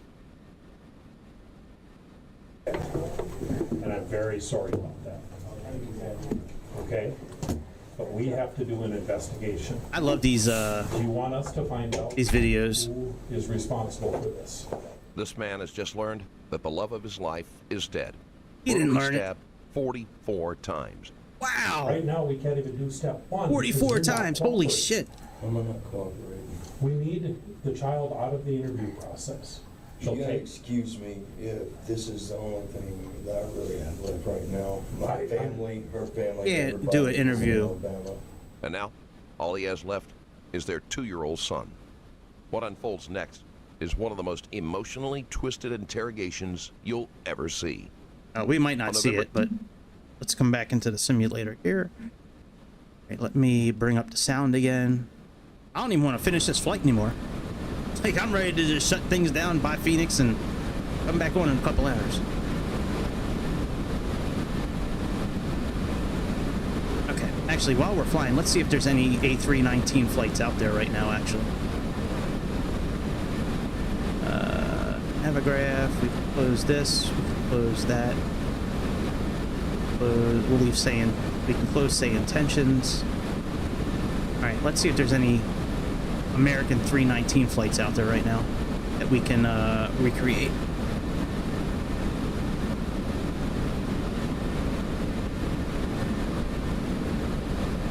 American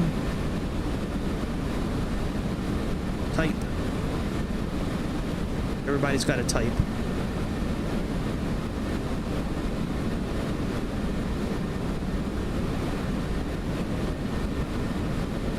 Next. Oh yeah, there's some flights. Charlotte to Des Moines. Let's see if there's any like interesting places. San Luis, Houston to Philly, Phoenix to Epi. Wow, I didn't realize they flew so many 319s.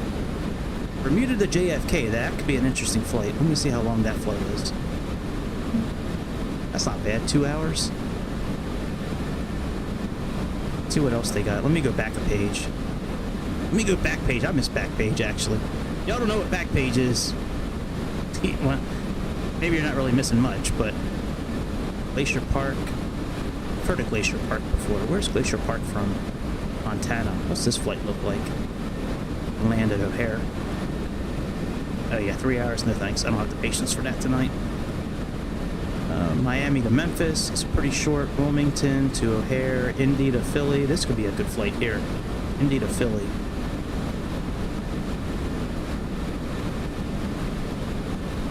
See, we're already doing a flight like that, like right now. Let's choose something somewhere else.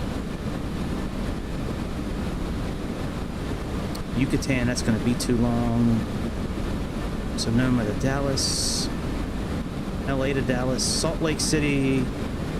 I like this flight here. Let's see what this flight is here. Salt Lake City. Still almost 3 hours. Shit. Phoenix, no thank you. Salt Lake to Charlotte.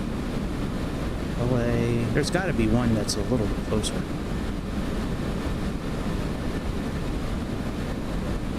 San Antonio to Philly, Southwest, Des Moines, Charlotte, Jose Martin, Princess Julianne. All right, let's go to the next page. We gotta find a 319 flight. Jackson Hole. We could do Chicago to Jackson Hole, Philly to Columbus, Denver to O'Hare. This is the flight we're gonna do. Because Denver actually looks really cool in 2024. This is the flight we're gonna do. I know it's 2 hours and 40 minutes. We'll be able to speed that up. All right, save that. Let me get rid of this Southwest flight. What's this Frontier flight I was gonna do? Oh yeah, I was gonna do this one on Phoenix when the update came out, but we're gonna do the 319. All right, very good. So that's done. I'll go make a thumbnail and shit like that later.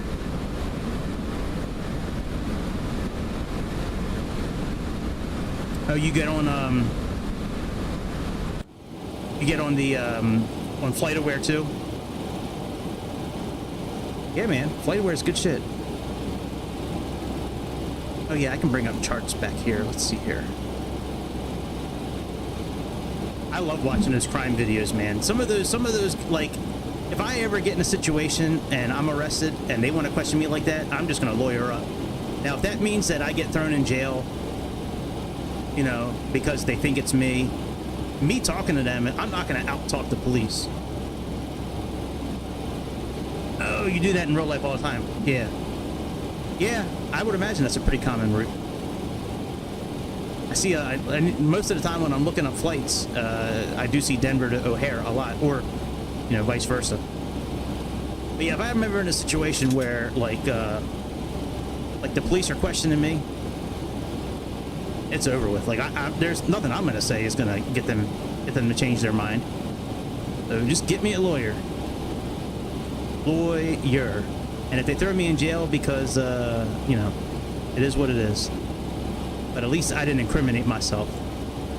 Like Bruce Rivers says, stop self-snitching. All right, how long is this runway here?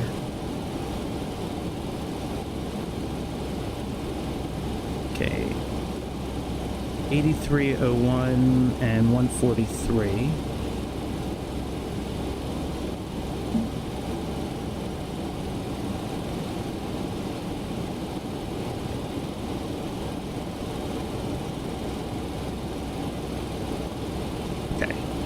Here 8301 and 143. Oops.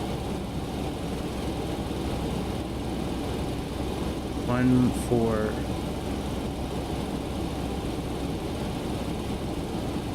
Okay, very good. Can we change? Oh, we can change it. Instrument, visual, sweet. I don't plan on using it, but good to know that we can change it. All right, let me look at our landing here. Southwest 970, contact Cleveland Center on 120.6. And it has the correct info in here. Contact Cleveland Center 120.6 Southwest 970.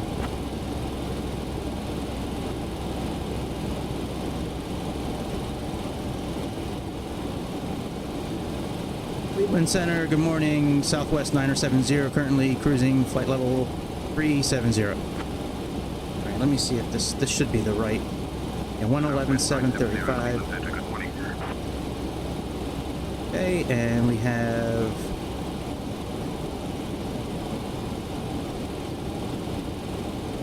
93.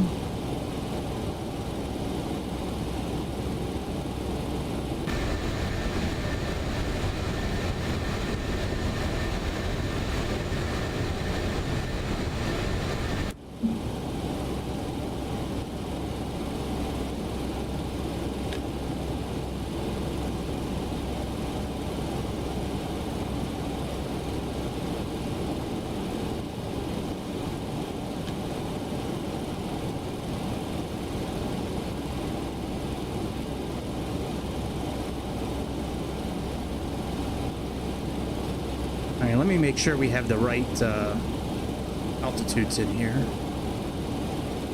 I'm sure we do. Oh, if anybody watching this has heard of Billy Joel, he's a very famous singer from the 70s and 80s and 90s and shit. Anyways, he's got this, there's a documentary out on HBO Max of like his life, like leading up to him becoming as famous and all that shit. It is one of the it's one of the best documentaries I think I've ever seen. Like, it is such a cool documentary.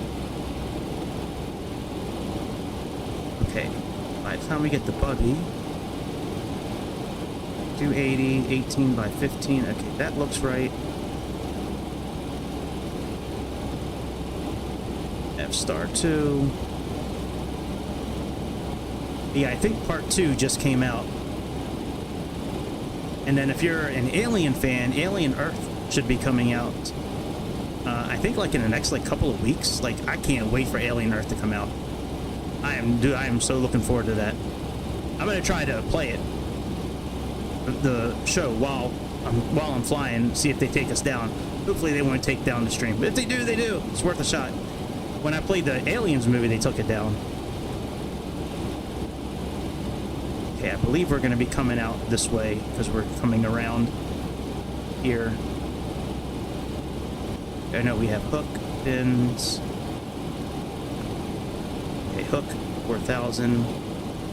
Low 210. All right, that's good. Star 3. Okay, from Anthem. Bar. Okay. Oh, that's good. We can actually close that out.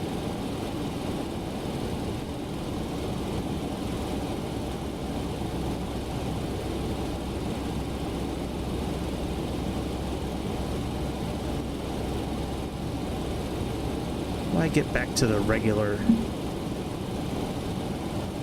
tablet. Yes, I can. I thought there was a way to go back. Oh yeah, I can click on this there, I think. There we go.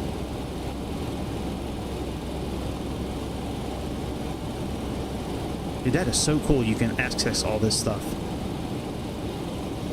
Providers, maps. Yeah, this still should be our map. That is so cool. This Avi tab, man, this is such a cool tablet, especially for free.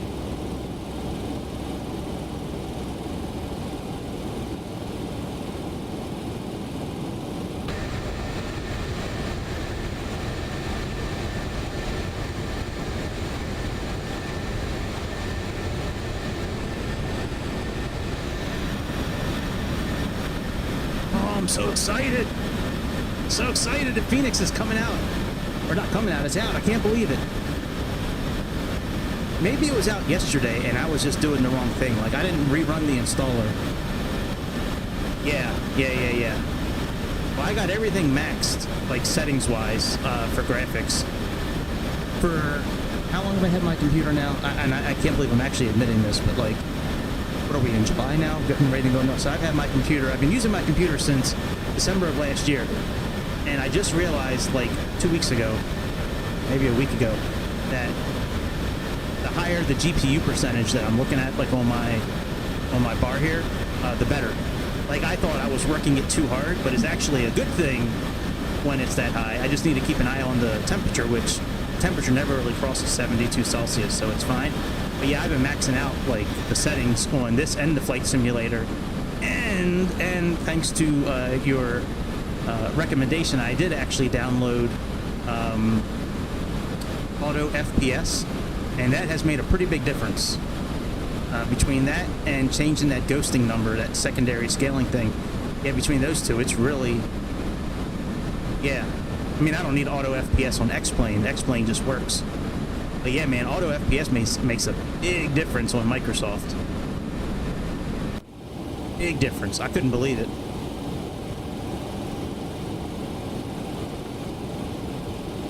All right, so we got top of descent in about 63 miles. Let me contact Cleveland Center. Let them know what we're going to be doing. Cleveland Center, good morning, Southwest Niner 70. We're going to begin our descent into Baltimore. Anthem 5 arrival. We're going to begin our descent in about 10 minutes. We're going to descend to flight level.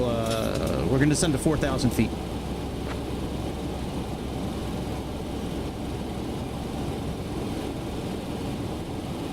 Southwest 970, descend and maintain 4,000 feet. Expect the Anthem 5 arrival into Baltimore. All right, let's do this here. I don't think it's going to give us much info, but we'll try it. All right, the winds at Baltimore now are 20 by 6.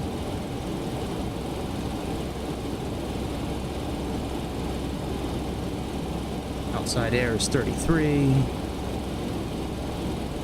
Pressures are 10, 15, 92.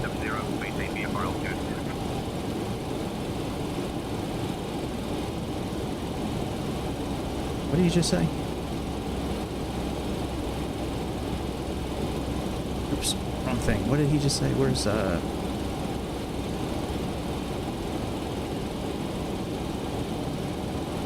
whatever, dude. Alright, 40.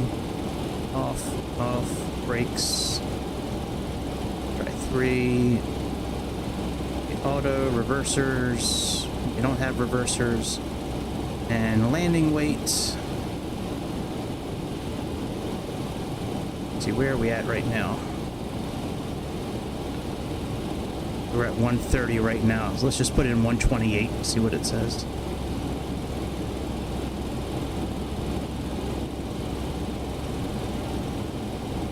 Really?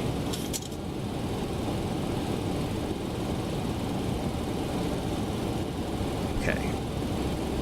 Yeah, see, at least here it gives you a little bit of an idea. We don't have any of this kind of stuff.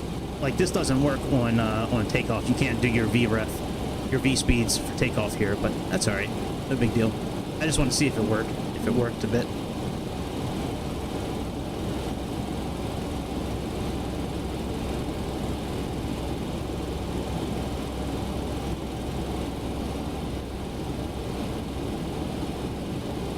I wonder if GSX has an update yet for if you need to update GSX for Phoenix.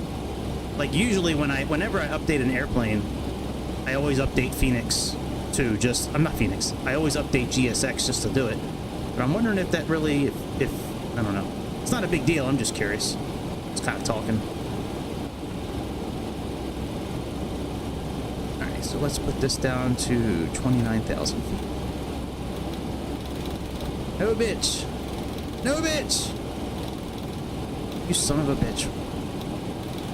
There we go.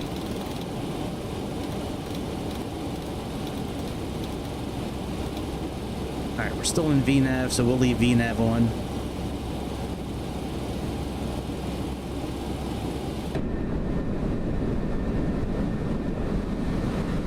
I still wish that there is a way for...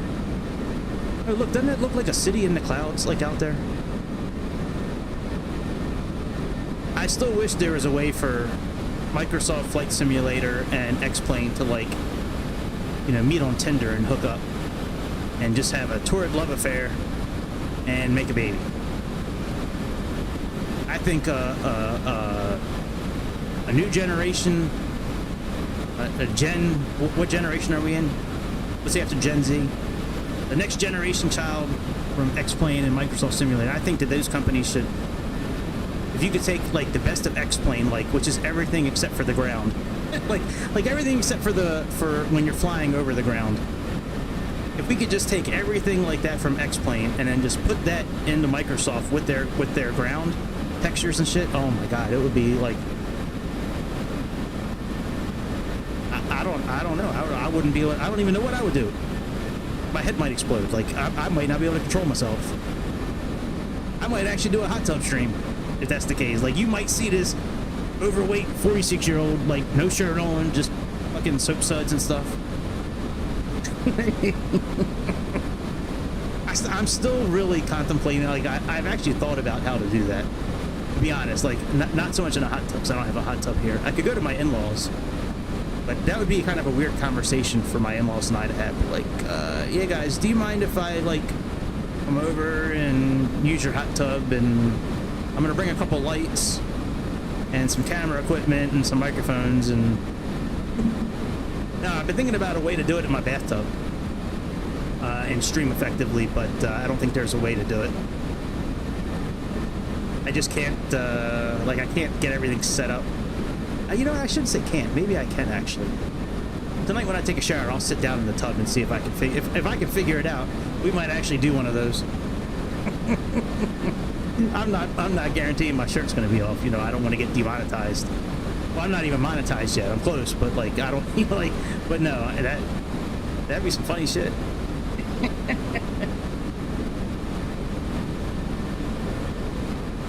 Like, if I knew I could never get, like, it, like, if something like that wouldn't get me in trouble possibly down the line, like with work or something like that, I would, like, if I hit the lottery, like tonight, if I win the Powerball tonight, like, shit, I'll do it tomorrow for sure. I've been so close so many times to winning the Mega Millions and the Powerball, it's ridiculous. I play the same numbers every time. Now, they just raised the price of the Mega Millions tickets. It used to be $2 a ticket, now it's $5, which is freaking crazy. But,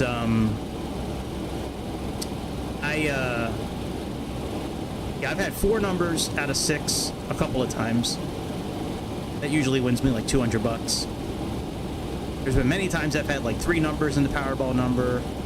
Sometimes like every number is like 1 digit off from where I have. Like I've been close quite a few times, man. I'm hopefully one day I'll look at the lottery app and be like, oh shit, I don't have to worry about anything for the rest of my life. I will not be one of those winners where the now do I know I'm never gonna win? Yes, I know that the chances of me winning are like, I know what they are, but it's fun to think about it. And I have 2 middle fingers ready to put up to work. Sorry, work, but I'm gonna give you 2 middle fingers. If I win you would do the same thing. So if anybody from work sees this, you would do the same thing. Don't lie. You would not be working if you won the Mega Millions or the Powerball. But I would not be one of those winners that you see on like some sort of show years later, like where I blew my money like in a matter of like a year. Not me. I'll be a good winner, I promise.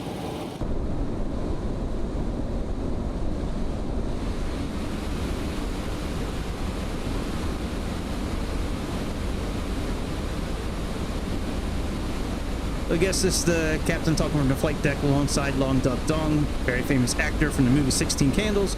We begun our descent into Baltimore. We should be on the ground in about 30-40 minutes. Currently in the mid-90s in Baltimore with about 100% humidity, so sorry the weather sucks and it's super humid, but we thank you for flying Southwest.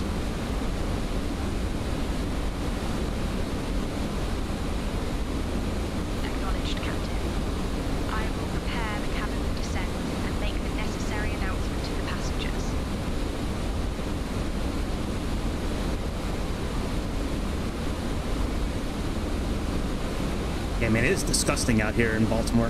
And my air conditioner in my car just broke. Yeah, air conditioner broke like, I guess about a week ago now. It's rough, man. I don't, you know, like, I like driving. I just,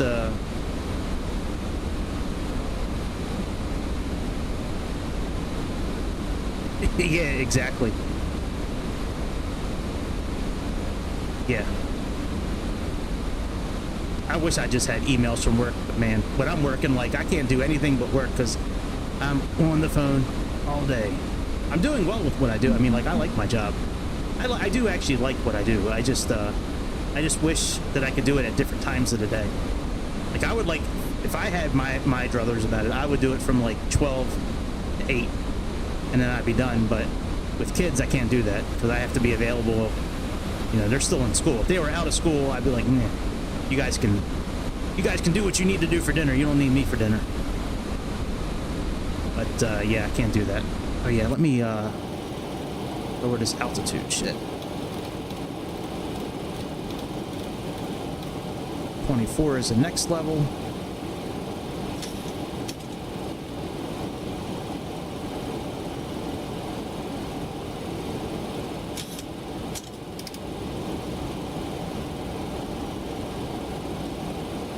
And what is the pressures? Right now it's 30, so we can probably change this now. Yep. Alright, 30's in.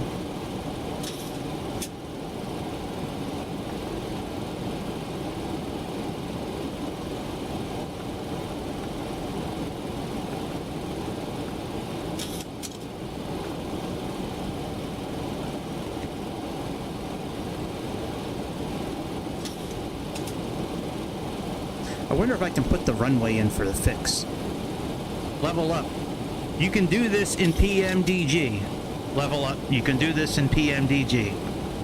Let's see if we can do it in your system.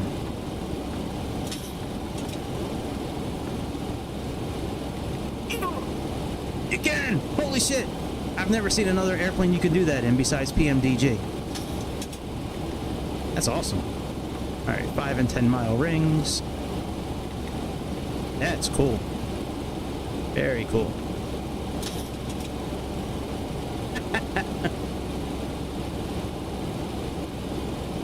Yeah, I know you always recommend stuff, but you know, I don't really listen. Part of the reason I like to take, if you watch a lot of my videos, like if you watch the landings, I try to take control over way earlier than maybe you normally would, for one reason only, and that's because I don't really fly these airplanes a lot. So the longer I have to play with it, to kind of get a feel for it, the more confident I am in the landing part of it. Oh, I know. I appreciate the feedback, I really do. I just, I think about, like, deactivating the autopilot at, like, you know, 1,000 or closer, but, you know, like I said, if I was in this airplane...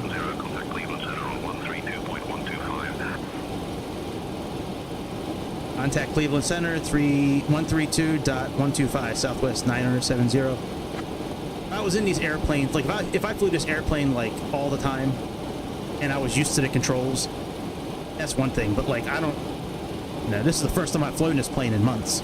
So the longer I have to play with it, even if it is 500 feet or 1,000 feet, the longer I have to play with it, the more comfortable I am coming in and.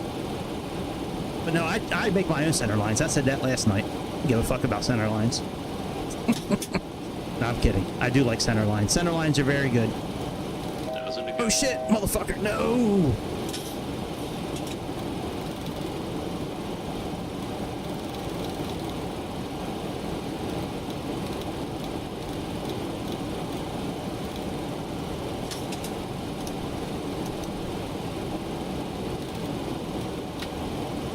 Let me call Cleveland Center. Cleveland Center, good morning, Southwest 970, descending on the Anthem 5 arrival into Baltimore, currently crossing 25,000 feet.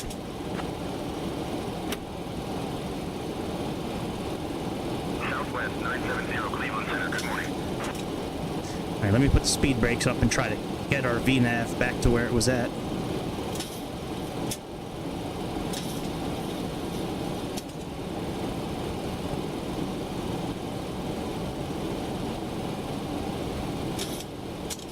Pretty damn close. $15,000.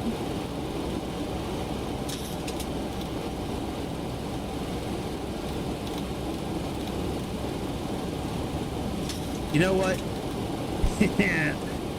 Yeah. I might. They are a pain in the ass, these customers.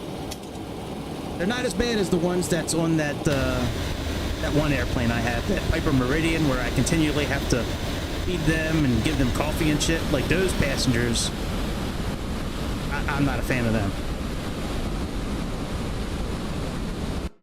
Oh shit, I don't want to do that. But these people are okay.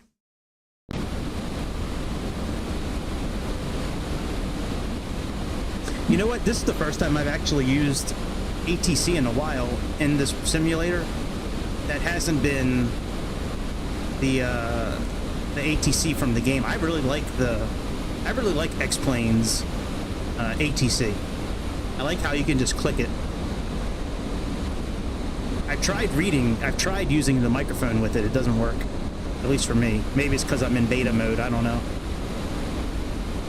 But I really like the ATC system in X-Plane.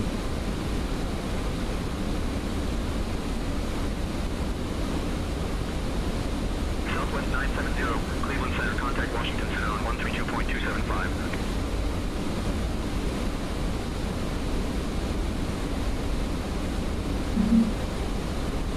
Sorry, I just got a text message about my son's school. Let me see what they said here. Contact Washington Center, 132.275, Southwest 970.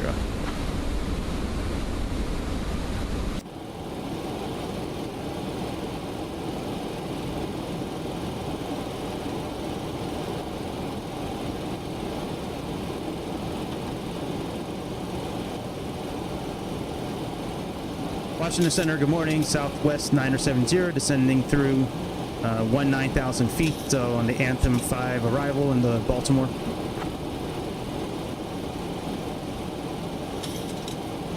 Southwest 970, Washington Center, good morning.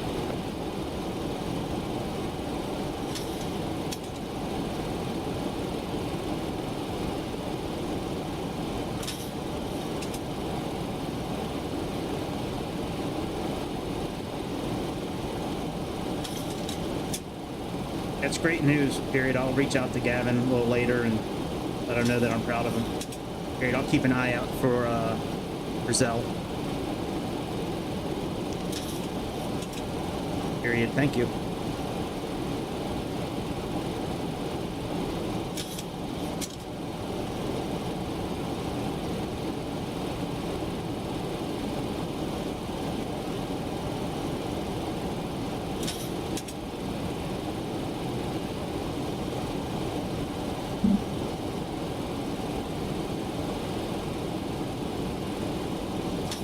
I think we can actually get out of VNAV now.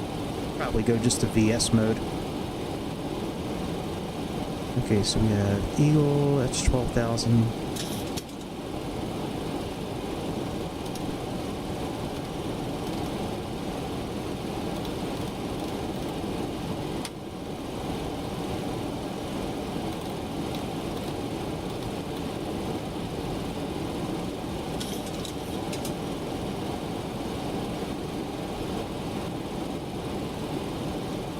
Anthem 12,000, then 11,000, and we have to decelerate.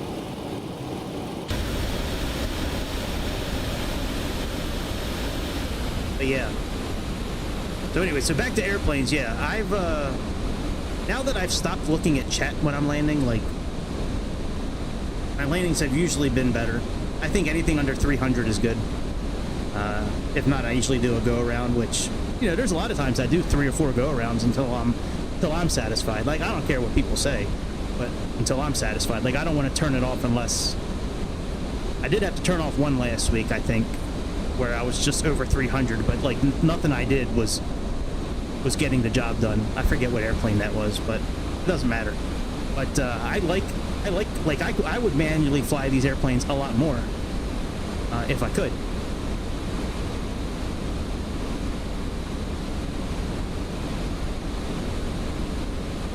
Yeah, I hear you on that one, dude. Yeah. I hear you on that one, but old Luis doesn't think so. So just so I can continually prove Luis wrong, I go for rate over centerline.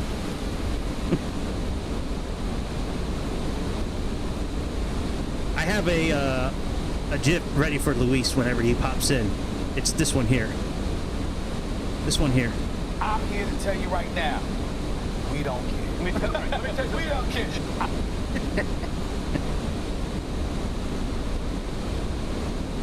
I like that one.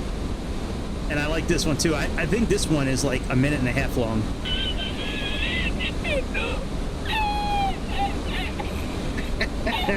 El Risitas. He goes on like that for like 2 minutes in that interview. That's so funny. Every time I hear him laugh with that high pitch, man, that shit, I find that to be pretty funny.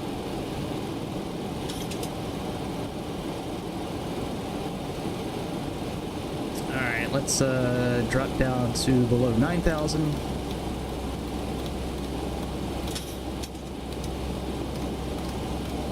I like this Honeywell system. Okay, the cabin is secured. Have a good flight. Thanks. Appreciate it. No, we never did set the pressure for lower. I banned somebody last night.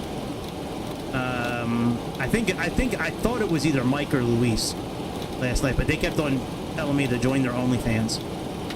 It's just like here, like if you look at Kick right now, this same person I banned. I know it's a different person. You know, I'm horny and single. I'm joining my OnlyFans. Like they've sent me like I don't even know why I stream to Kick. It's just nothing but trolls. Not trolls, but like spam. I do it just to do it, but I don't really ever pay attention to it because it's like not real people. But yeah, no, whoever was spamming the chat last night, I banned them pretty quickly.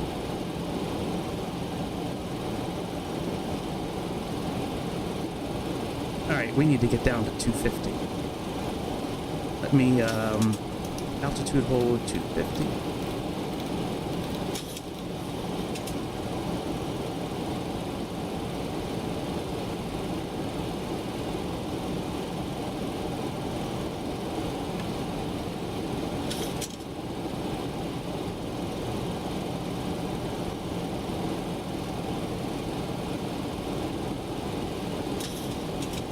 Yes.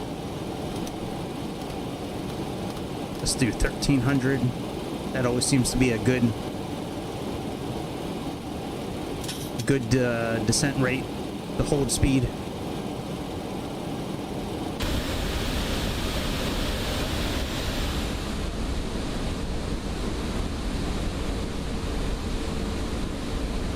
Oh yeah, Frederick, Maryland. I used to have a girlfriend out here. Good old Valerie. My high school girlfriend. I kind of wish I didn't let her get away, man. She, I didn't really treat her right. There's Frederick Airport. This is a nice little airport, actually. That one and the one in Hagerstown, which is like back here. Hagerstown Airport's pretty nice, too. Yeah, this Frederick Airport, FDK. Yeah, and the golf course right behind it. I don't really think there's a golf course in real life, to be honest. I don't think there's one there. At least not there, I don't think. Yeah, I should have treated her better, but I was high school. I didn't know better. Man, she was great.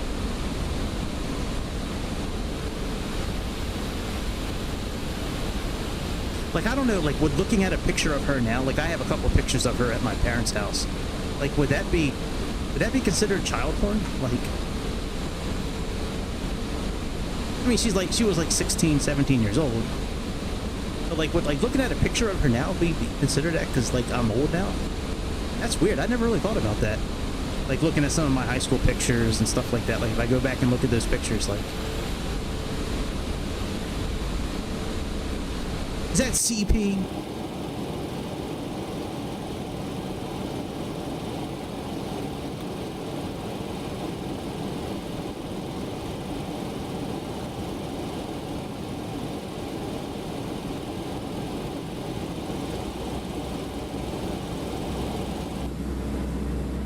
This is such a good airplane. It's amazing that this thing is free. I still can't get over the fact that this is a free airplane. Yes, the engine sounds could be better. Yes, the height, you know, like, yes, things could be better. But did you pay for it? No, you didn't. Only thing you paid for is in time. That's it.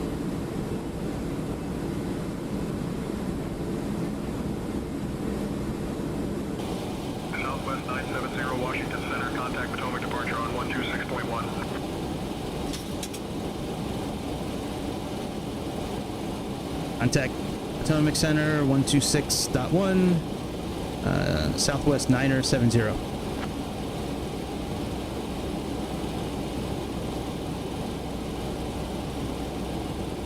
Potomac, good morning, Southwest 970, currently at 8,000 feet on the Anthem 5 arrival to Baltimore, Washington.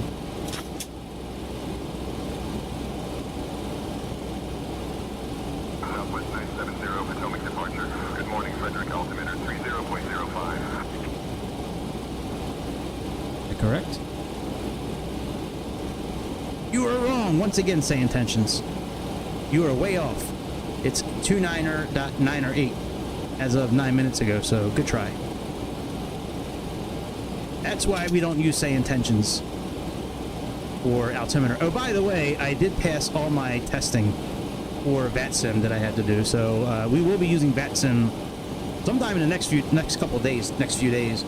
Well, whenever I don't know about tonight when I stream to Phoenix. I don't think I'm going to be using VATSIM then, but because that's mainly just looking at the Phoenix and playing around with it. But next time I fly, I'm planning on using VATSIM. I'm just about done with Sayintentions, I think, just because I just do not see the value in it anymore for $20 a month.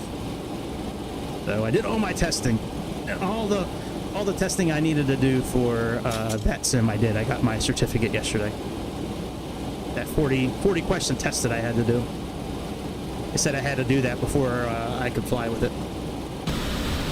I don't know if that's true or not, but I did the testing anyways. It was good to review the stuff. I did make some notes and some screenshots and stuff like that.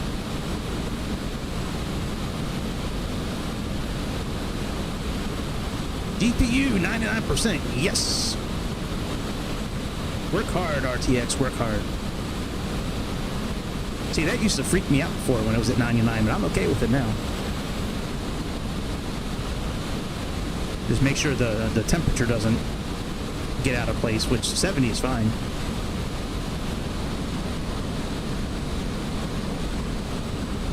Oh yeah, I was talking about Billy Joel a few minutes ago. So, it is 5 o'clock, I gotta take my medicine.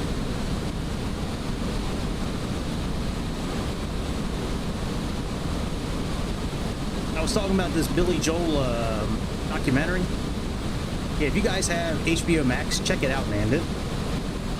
I didn't know Billy Joel was such a bad dude. I didn't know he stole his best mate's girlfriend. I'm sorry. He stole his best mate's wife. Moved to California with her. And they wound up getting married and living together. Never knew Billy Joel was such a bad dude. That's pretty badass, man. Fucking steal your best friend's wife. Southwest 970 Potomac departure. Contact Reagan departure on 119.85. Southwest 970 Potomac departure. You have not been cleared into the Bravo airspace. Exit the Bravo immediately. Once clear, advise when ready to copy phone number for possible pilot deviation. Negative control, Southwest 970. We are following our filed flight plan with the Anthem 5 arrival.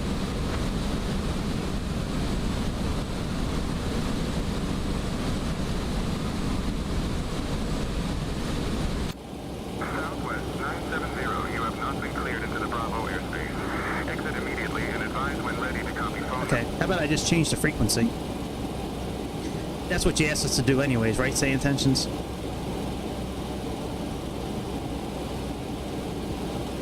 Reagan departure, good morning, Southwest 970 on Anthem 5 arrival into Baltimore, currently flying 8,000 feet.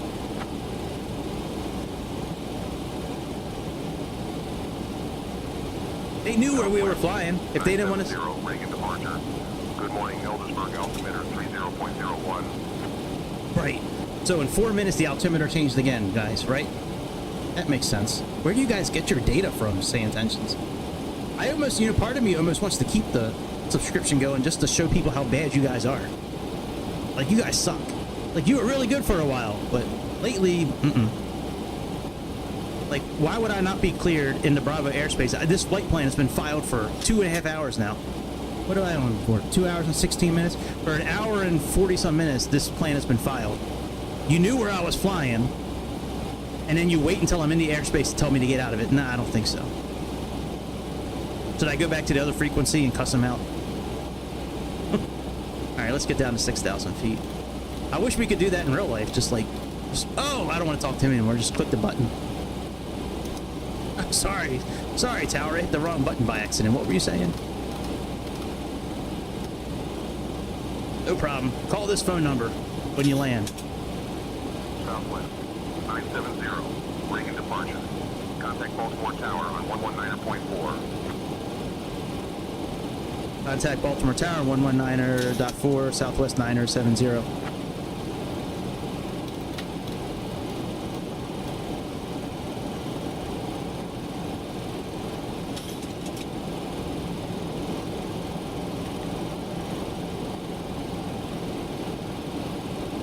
Baltimore approach, good morning, Southwest 970, currently descending through 7,000 feet on the Anthem 5 arrival, looking for an ILS 33 left approach.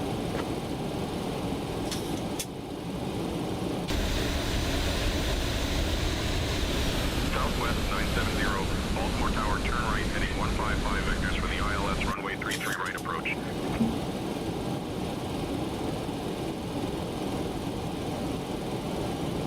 Turn right, heading 155 vectors for the ILS 33 right approach. Baltimore Tower, no, we're looking for 33 left. 33 right is too short for this airplane. Please advise.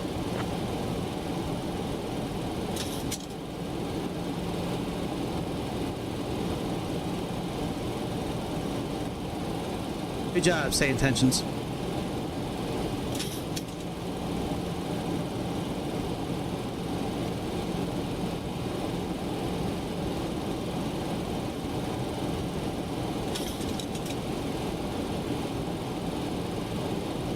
Baltimore Tower, please advise, runway 33 right is too short for this airplane. Please clears for the ILS 33 left approach or the RNAV approach, either one.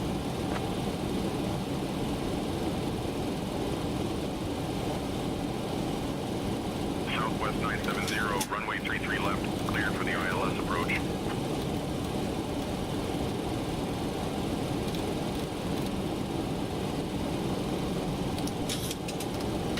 Motherfuckers. Motherfuckers. How dare they? Just for that, we're going to follow our actual our approach here. We're not going to turn right now. We'll see what they say. 1,000 to go. We're going to follow our flight plan. There's Martin Air Force Base.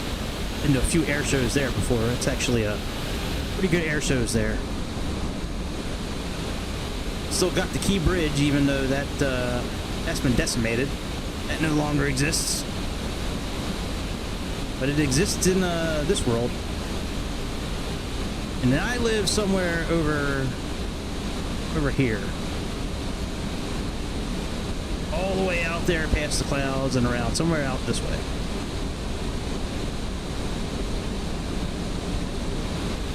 There's no golf course there, by the way, in real life.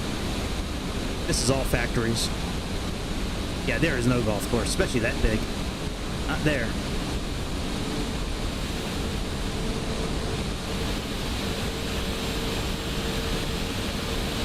At least not that I'm aware. Oh yeah, they wouldn't have that next to train tracks? No way. Yeah, this is all factories. It's not a golf course. Thanks a lot, X-Plane.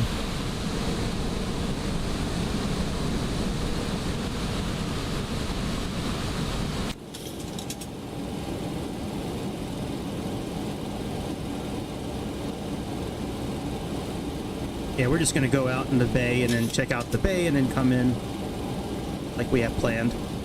I could turn now towards the airport, but we're not going to. See if Sayintentions says anything. We're almost done with this arrival anyways.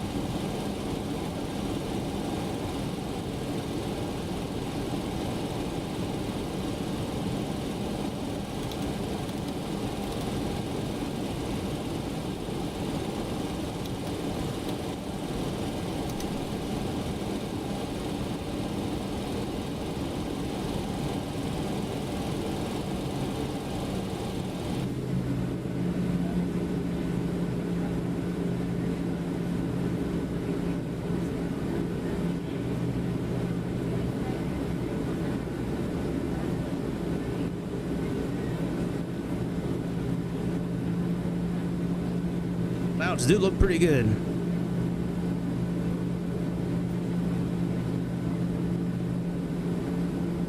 Bottle of red.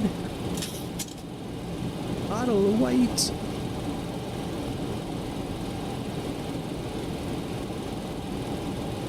Once we level our wings out here, we're going to get out of LNAV and go into heading mode, I think.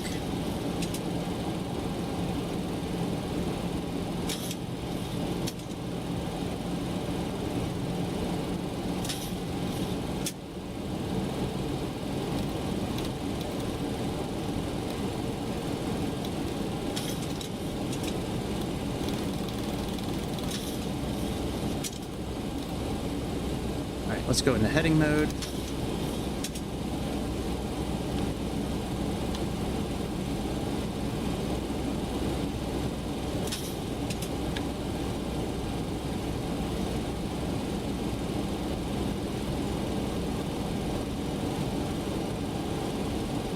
Seven.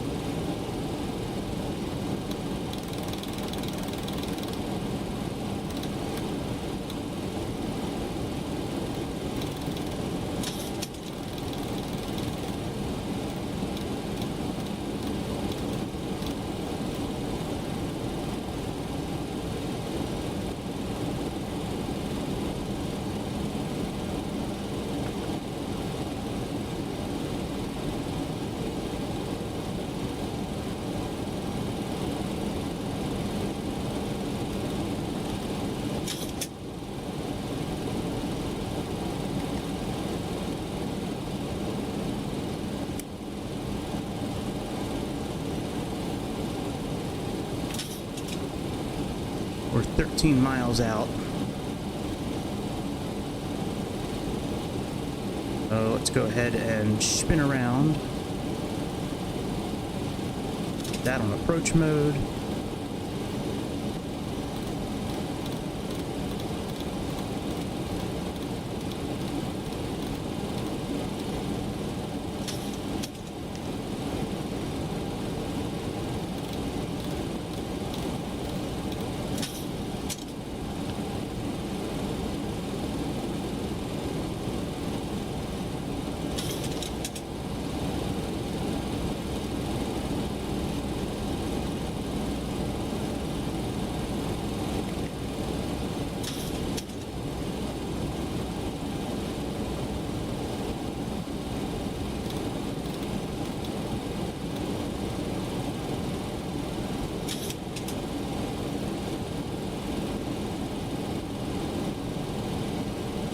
Okay, well, at least the info for the landing is showing up here at least. Oh yeah, let's put up our heads-up display and see what that looks like. We're not going to use it for landing, but at least we can see what it looks like.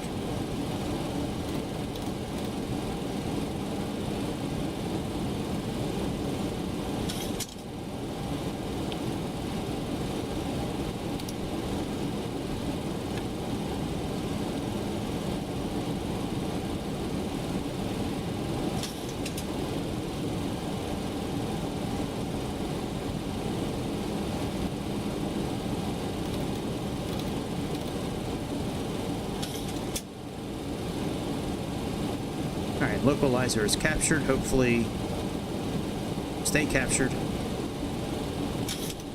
Approach mode. I don't think we can do A and B. Oh, we can do A and B. Alright, very good.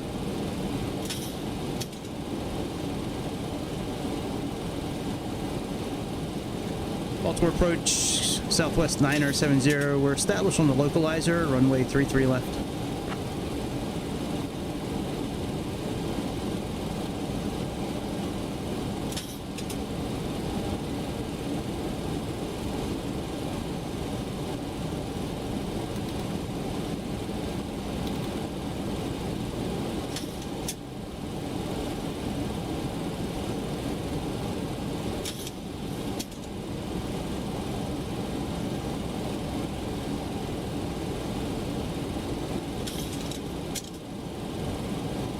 Alright, glide slope captured. Cabin crew, take your seats for landing. Cabin crew, take seats for landing.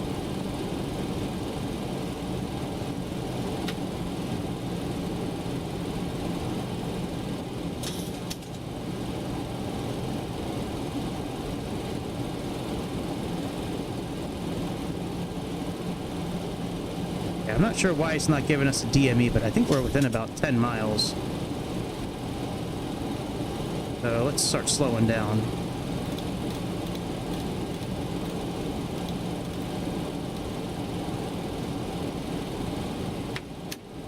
Flaps 1.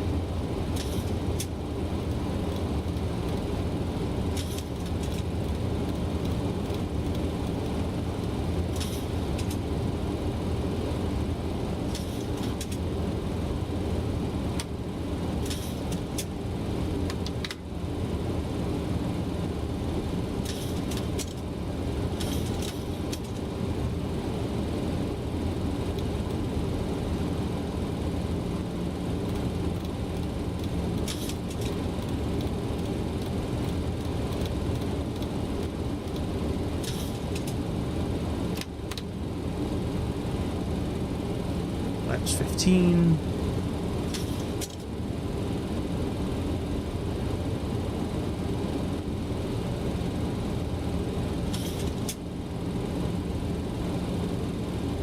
Thank you. I think we're going a little too fast, but thank you. All right, my control.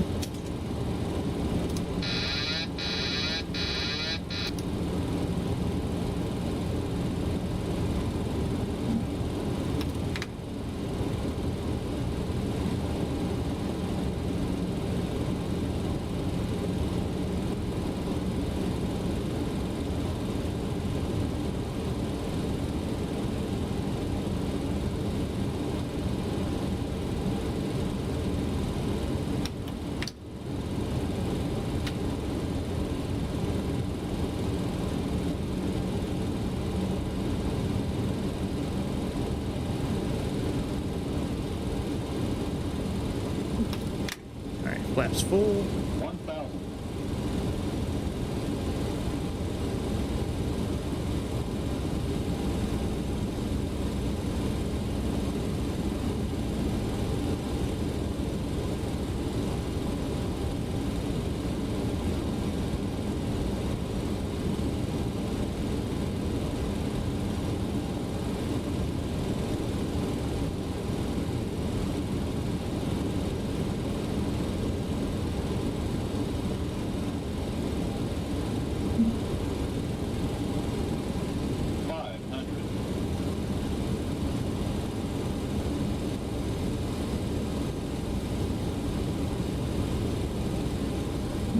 Little high.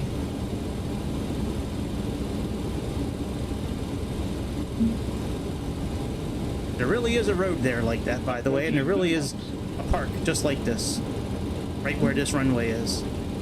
Minimum.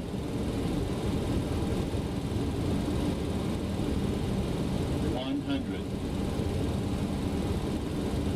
60, 50, 40, 30, 20, 10, 5. Oh, wasted. All right, we're gonna come in again. We almost had a perfect landing. That was almost really good.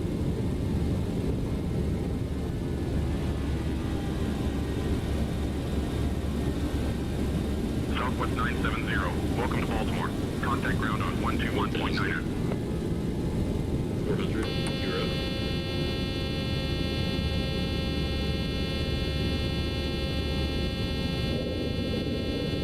Trying to gain control of this airplane again. Hang on a second.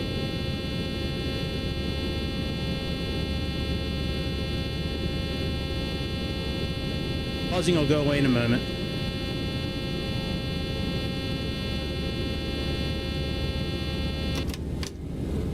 All right, sorry about that. Let me get rid of Sayintentions real quick.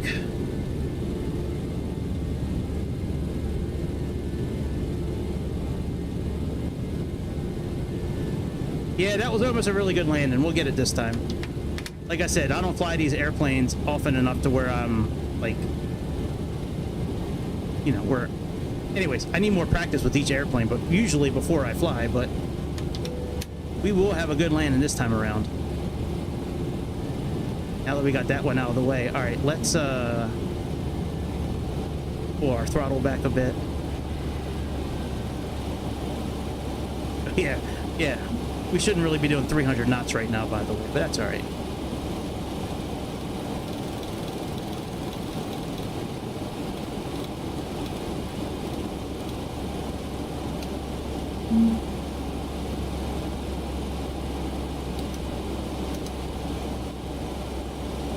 Oh yeah, that's right. I can't do the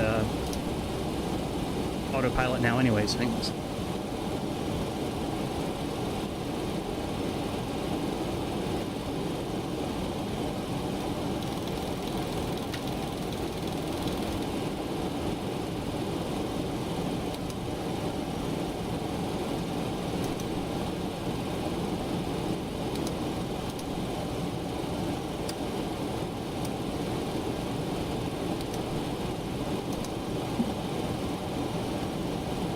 Okay, let's try to level out a little bit, and then I'll try to put the autopilot back on.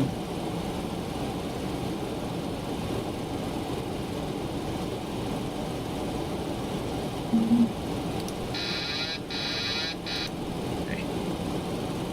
Play with the trim a little bit.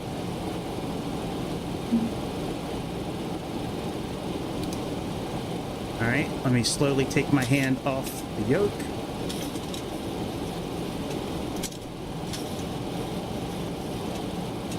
All right, even though it's reading the wrong thing, it's okay.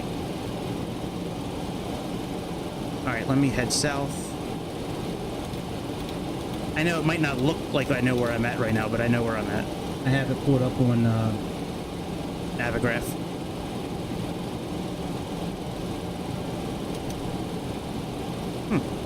That's very interesting. All right, we'll just fly manually. That's no problem.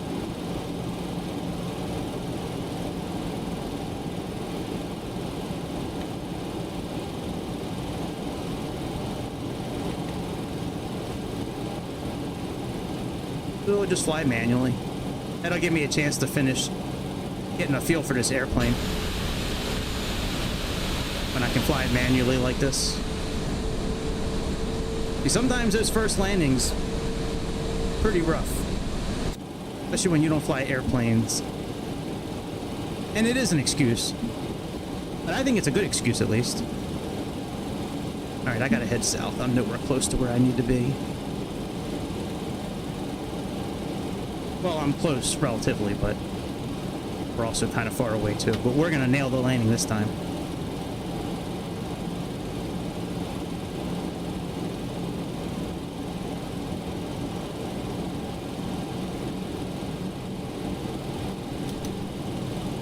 Heading select mode does work now. Okay.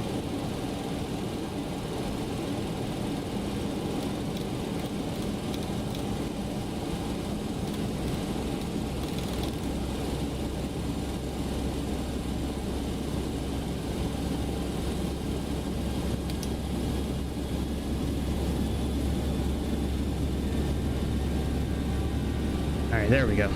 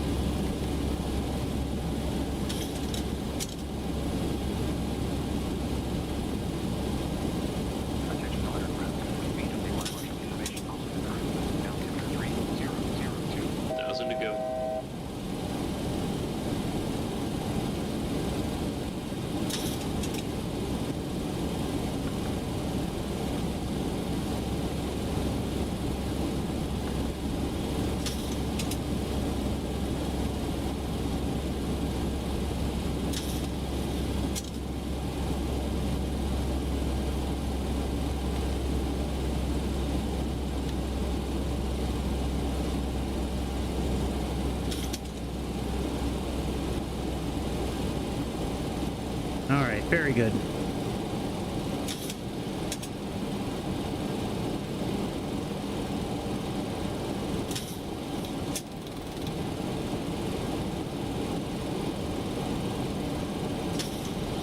Yep, almost a perfect land.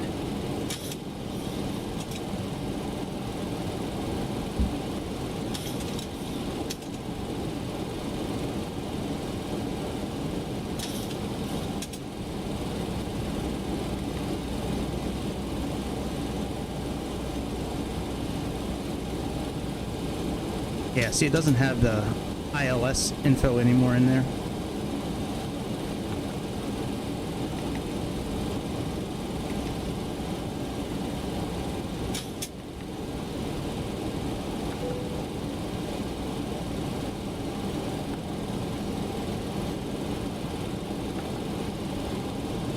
All right, now it's back in there.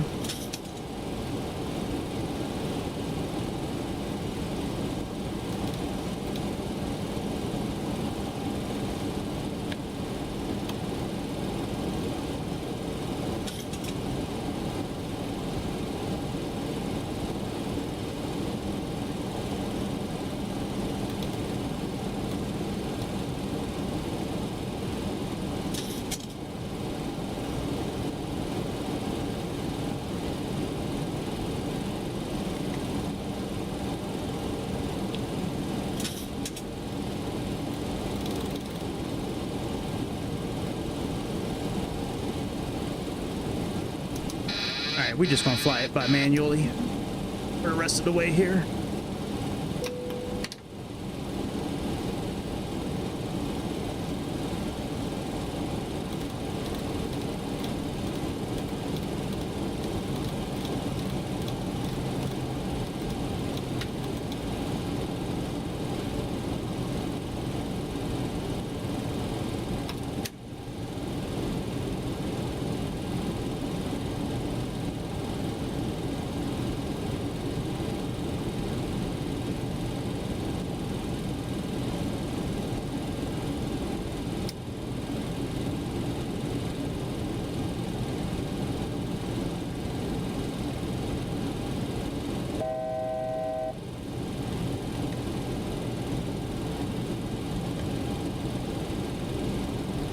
There's our runway.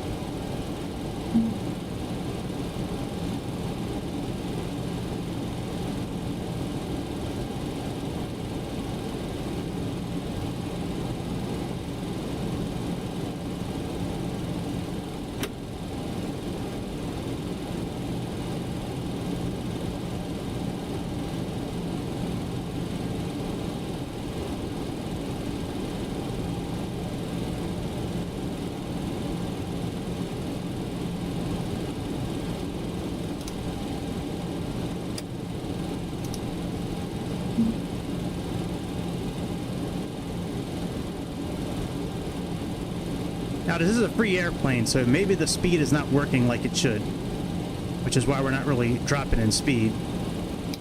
We're just going to turn off auto throttle.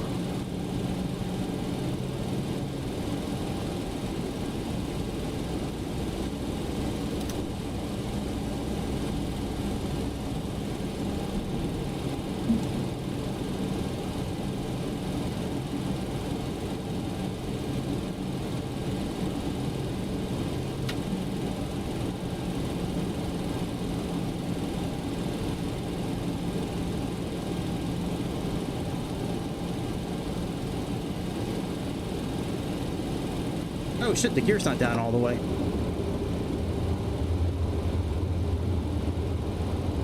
Well, it is now. 1,000. Flaps are not really down all the way yet either. Like, this LevelUp plane, this part needs a little bit of work with their autopilot system.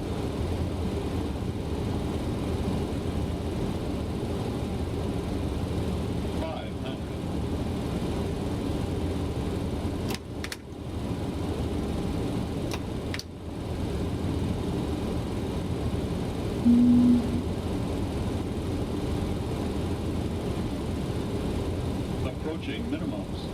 Hold up. Sync rate. Sync rate. Minimum. 100. 60, 50, 40, 30, 20, 10, 5. Nope, we're gonna do one more time.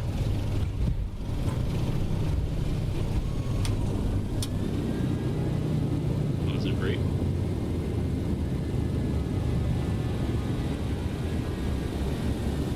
Gear up.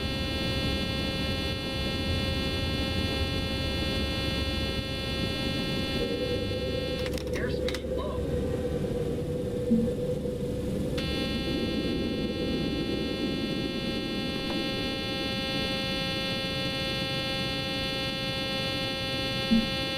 How come oh shit, that's why.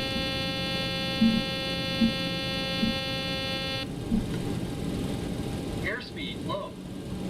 Airspeed low. 500. Airspeed low. Okay, there we go. 400. The reversers tried to come on, but they were still activated when I was trying to take back off again. If I change this to nighttime, I can do a much easier visual landing. I think I might change this to early morning, or yeah, let me do that. I'm just gonna leave the auto throttle off.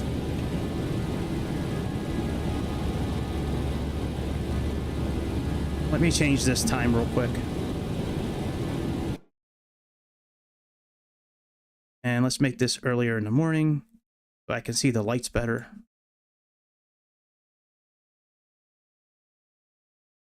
Much better.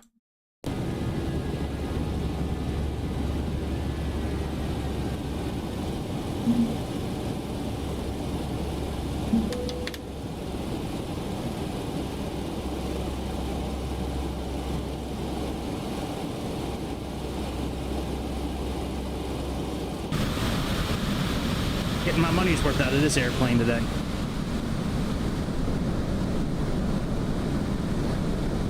You know, let me look at hang on, let me look at my settings real quick. I thought that I had sensitivity, not this.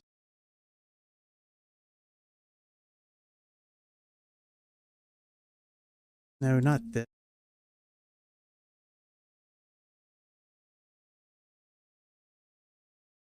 Airlines. Oh shit. All right, we'll calibrate now. Okay. Yes. Yes. Okay.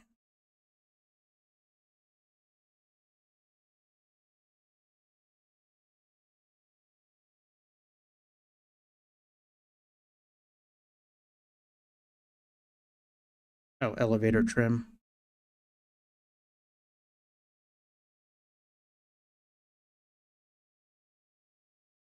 Where is... All right, let me do this real quick. I was moving too quick, and I was trying to find the response curve is what I was actually looking for.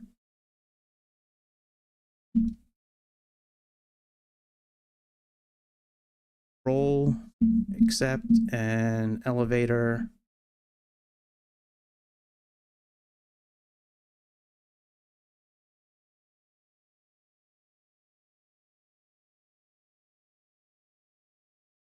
Okay, this is what I wanted to look at before my response curve. Where did yeah, right here.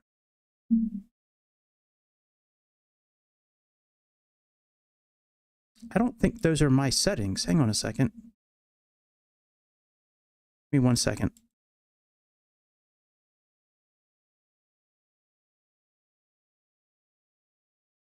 Oh yeah, they are. Okay.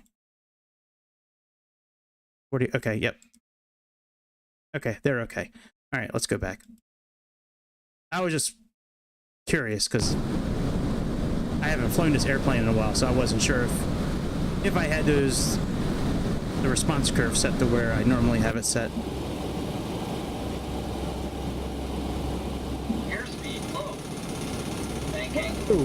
Airspeed low. Bank angle. Airspeed low.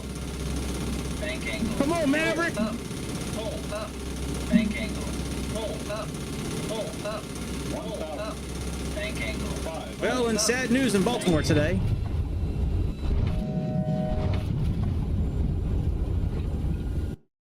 All right, let me take off from Baltimore real quick. All right, K, BWI. Customize this. I'm just gonna try it real quick, and if it's bad, then it is what it is. Be my first bad landing in a long time, but it'll be all right. All right, 33 left, 1 runway, confirm. And like I said, it is a free airplane, so if something's not working right, you can chalk it up to that. Okay, the cabin is secured. Have a good flight. Thanks, bitch. Okay, let me, okay, that's still fine. That's still good.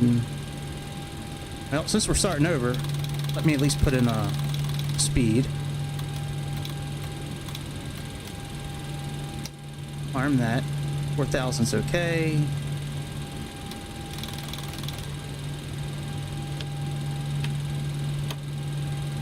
Alright, let's go.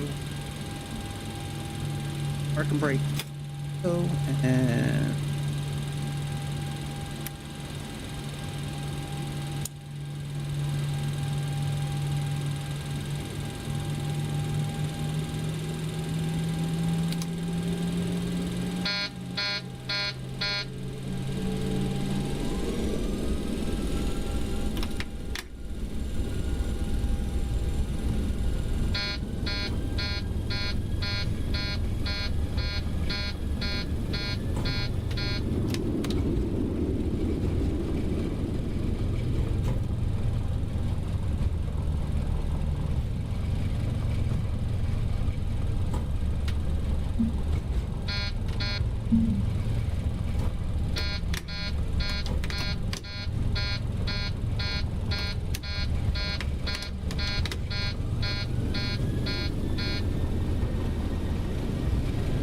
Alright, now we're okay.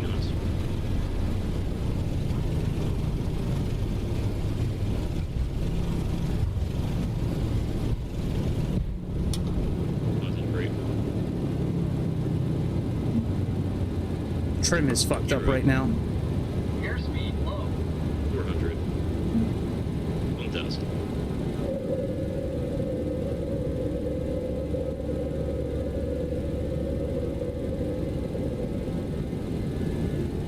Okay, we're okay now.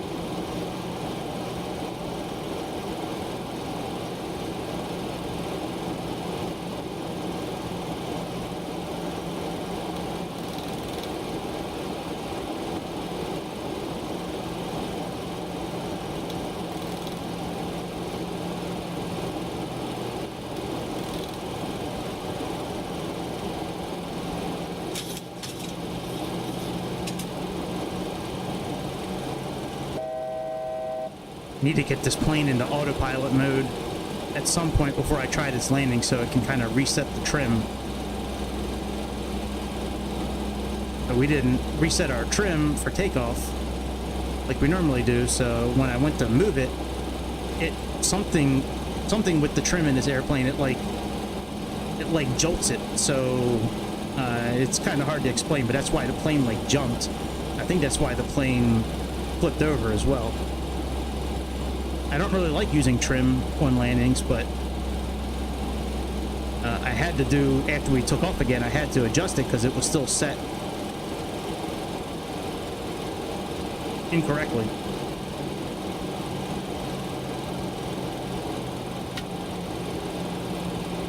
Like right now, if I was to put the autopilot on, it might not kick on.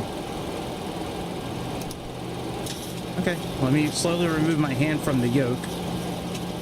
Because if I take it off right away, autopilot's going to kick off.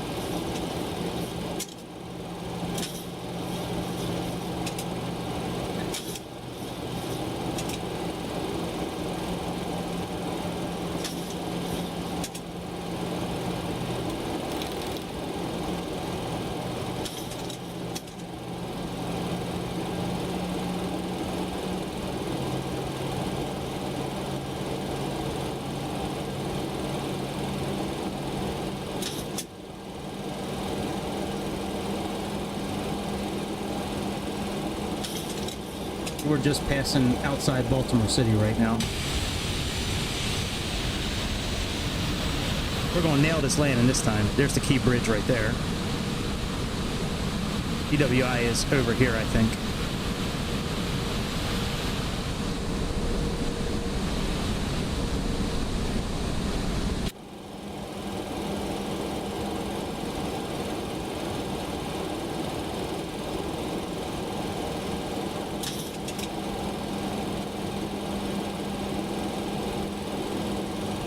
Damn, it's almost 6 o'clock already. I gotta end this so we can get Phoenix. Let me go out a little bit farther. We're not where I want to be yet. Before we start making our turn back towards the runway.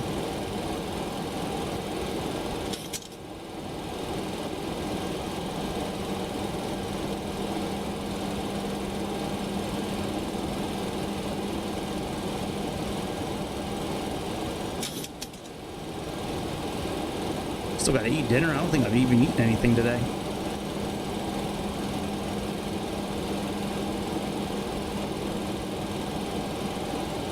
Alright, we can actually start.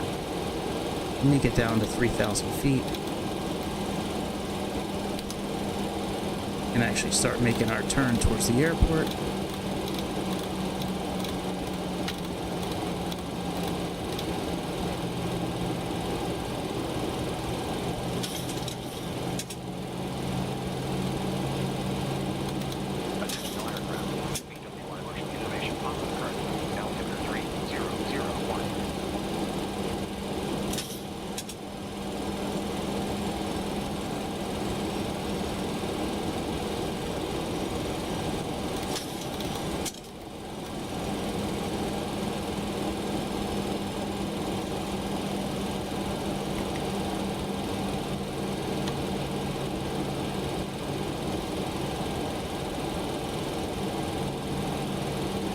Let's see if it works.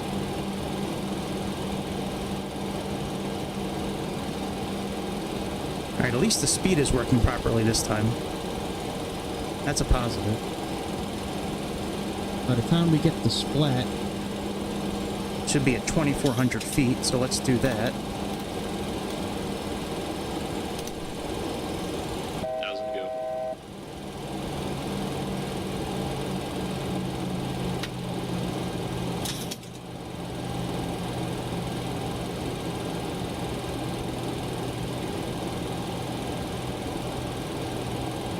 I'm not showing an ILS or anything yet. I mean, I have the frequencies and shit here, but it's not. We're close enough to where it should be pulling up the localizer info at least, not the glide slope. But all right, so we'll just do VOR then.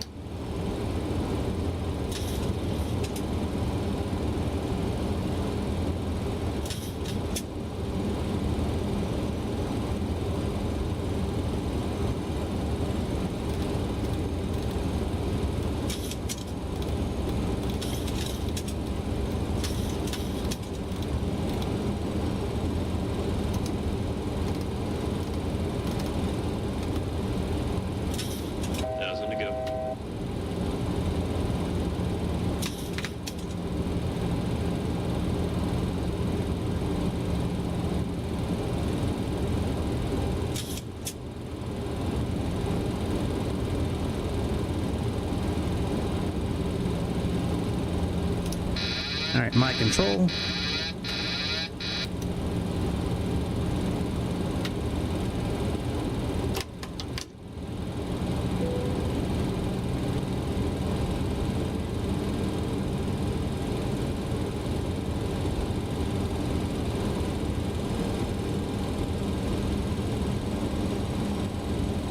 This is my kind of approach. This is why I like flying simulators. I like doing these kind of approaches like this. You have some instruments helping you, you know, like stay on track, but it's mainly just coming in and landing.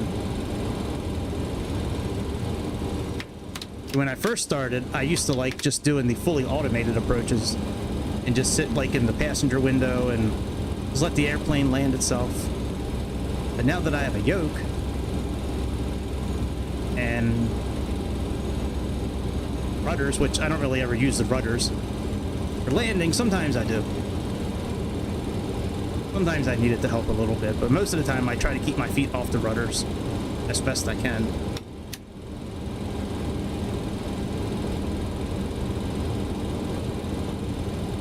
And if I had my way, I'd move the trim a little bit right now.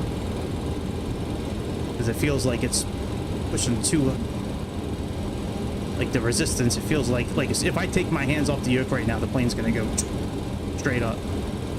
But I also don't want to look down right now at the trim because then I'll lose where I'm at, like with landing. So it's like, I'll just leave it alone. I know we're not in line with the localizer. That localizer is not set for this runway. That's a VOR station. So, and I have it set for, oh, I have it set for right. It is 335, but we're a little high. 1,000.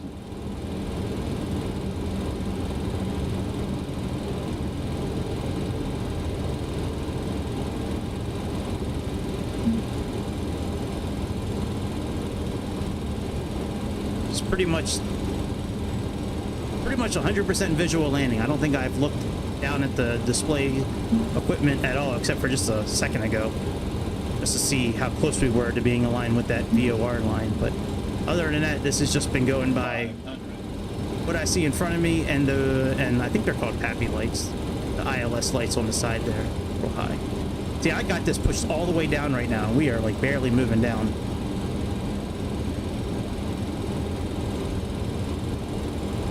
Maybe that's how it is in a real airplane. I don't know.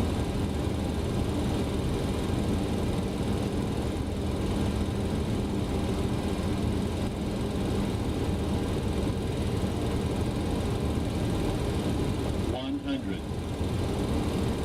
60, 50, 40, 30, 20, 10, 5. Now, that's the one we're keeping. I don't give a fuck. It'd just be one of those landings where we don't get -3, but that's okay. We got to get Phoenix. We got to get Phoenix. And I got to get dinner. It's fucking late. And I've been on for 3 hours. I'll be back later. After I upload Phoenix and all that shit, we'll be back later. Hit like and subscribe, do all that shit. And I will see you on the next episode of the Airplane Show soon. See ya.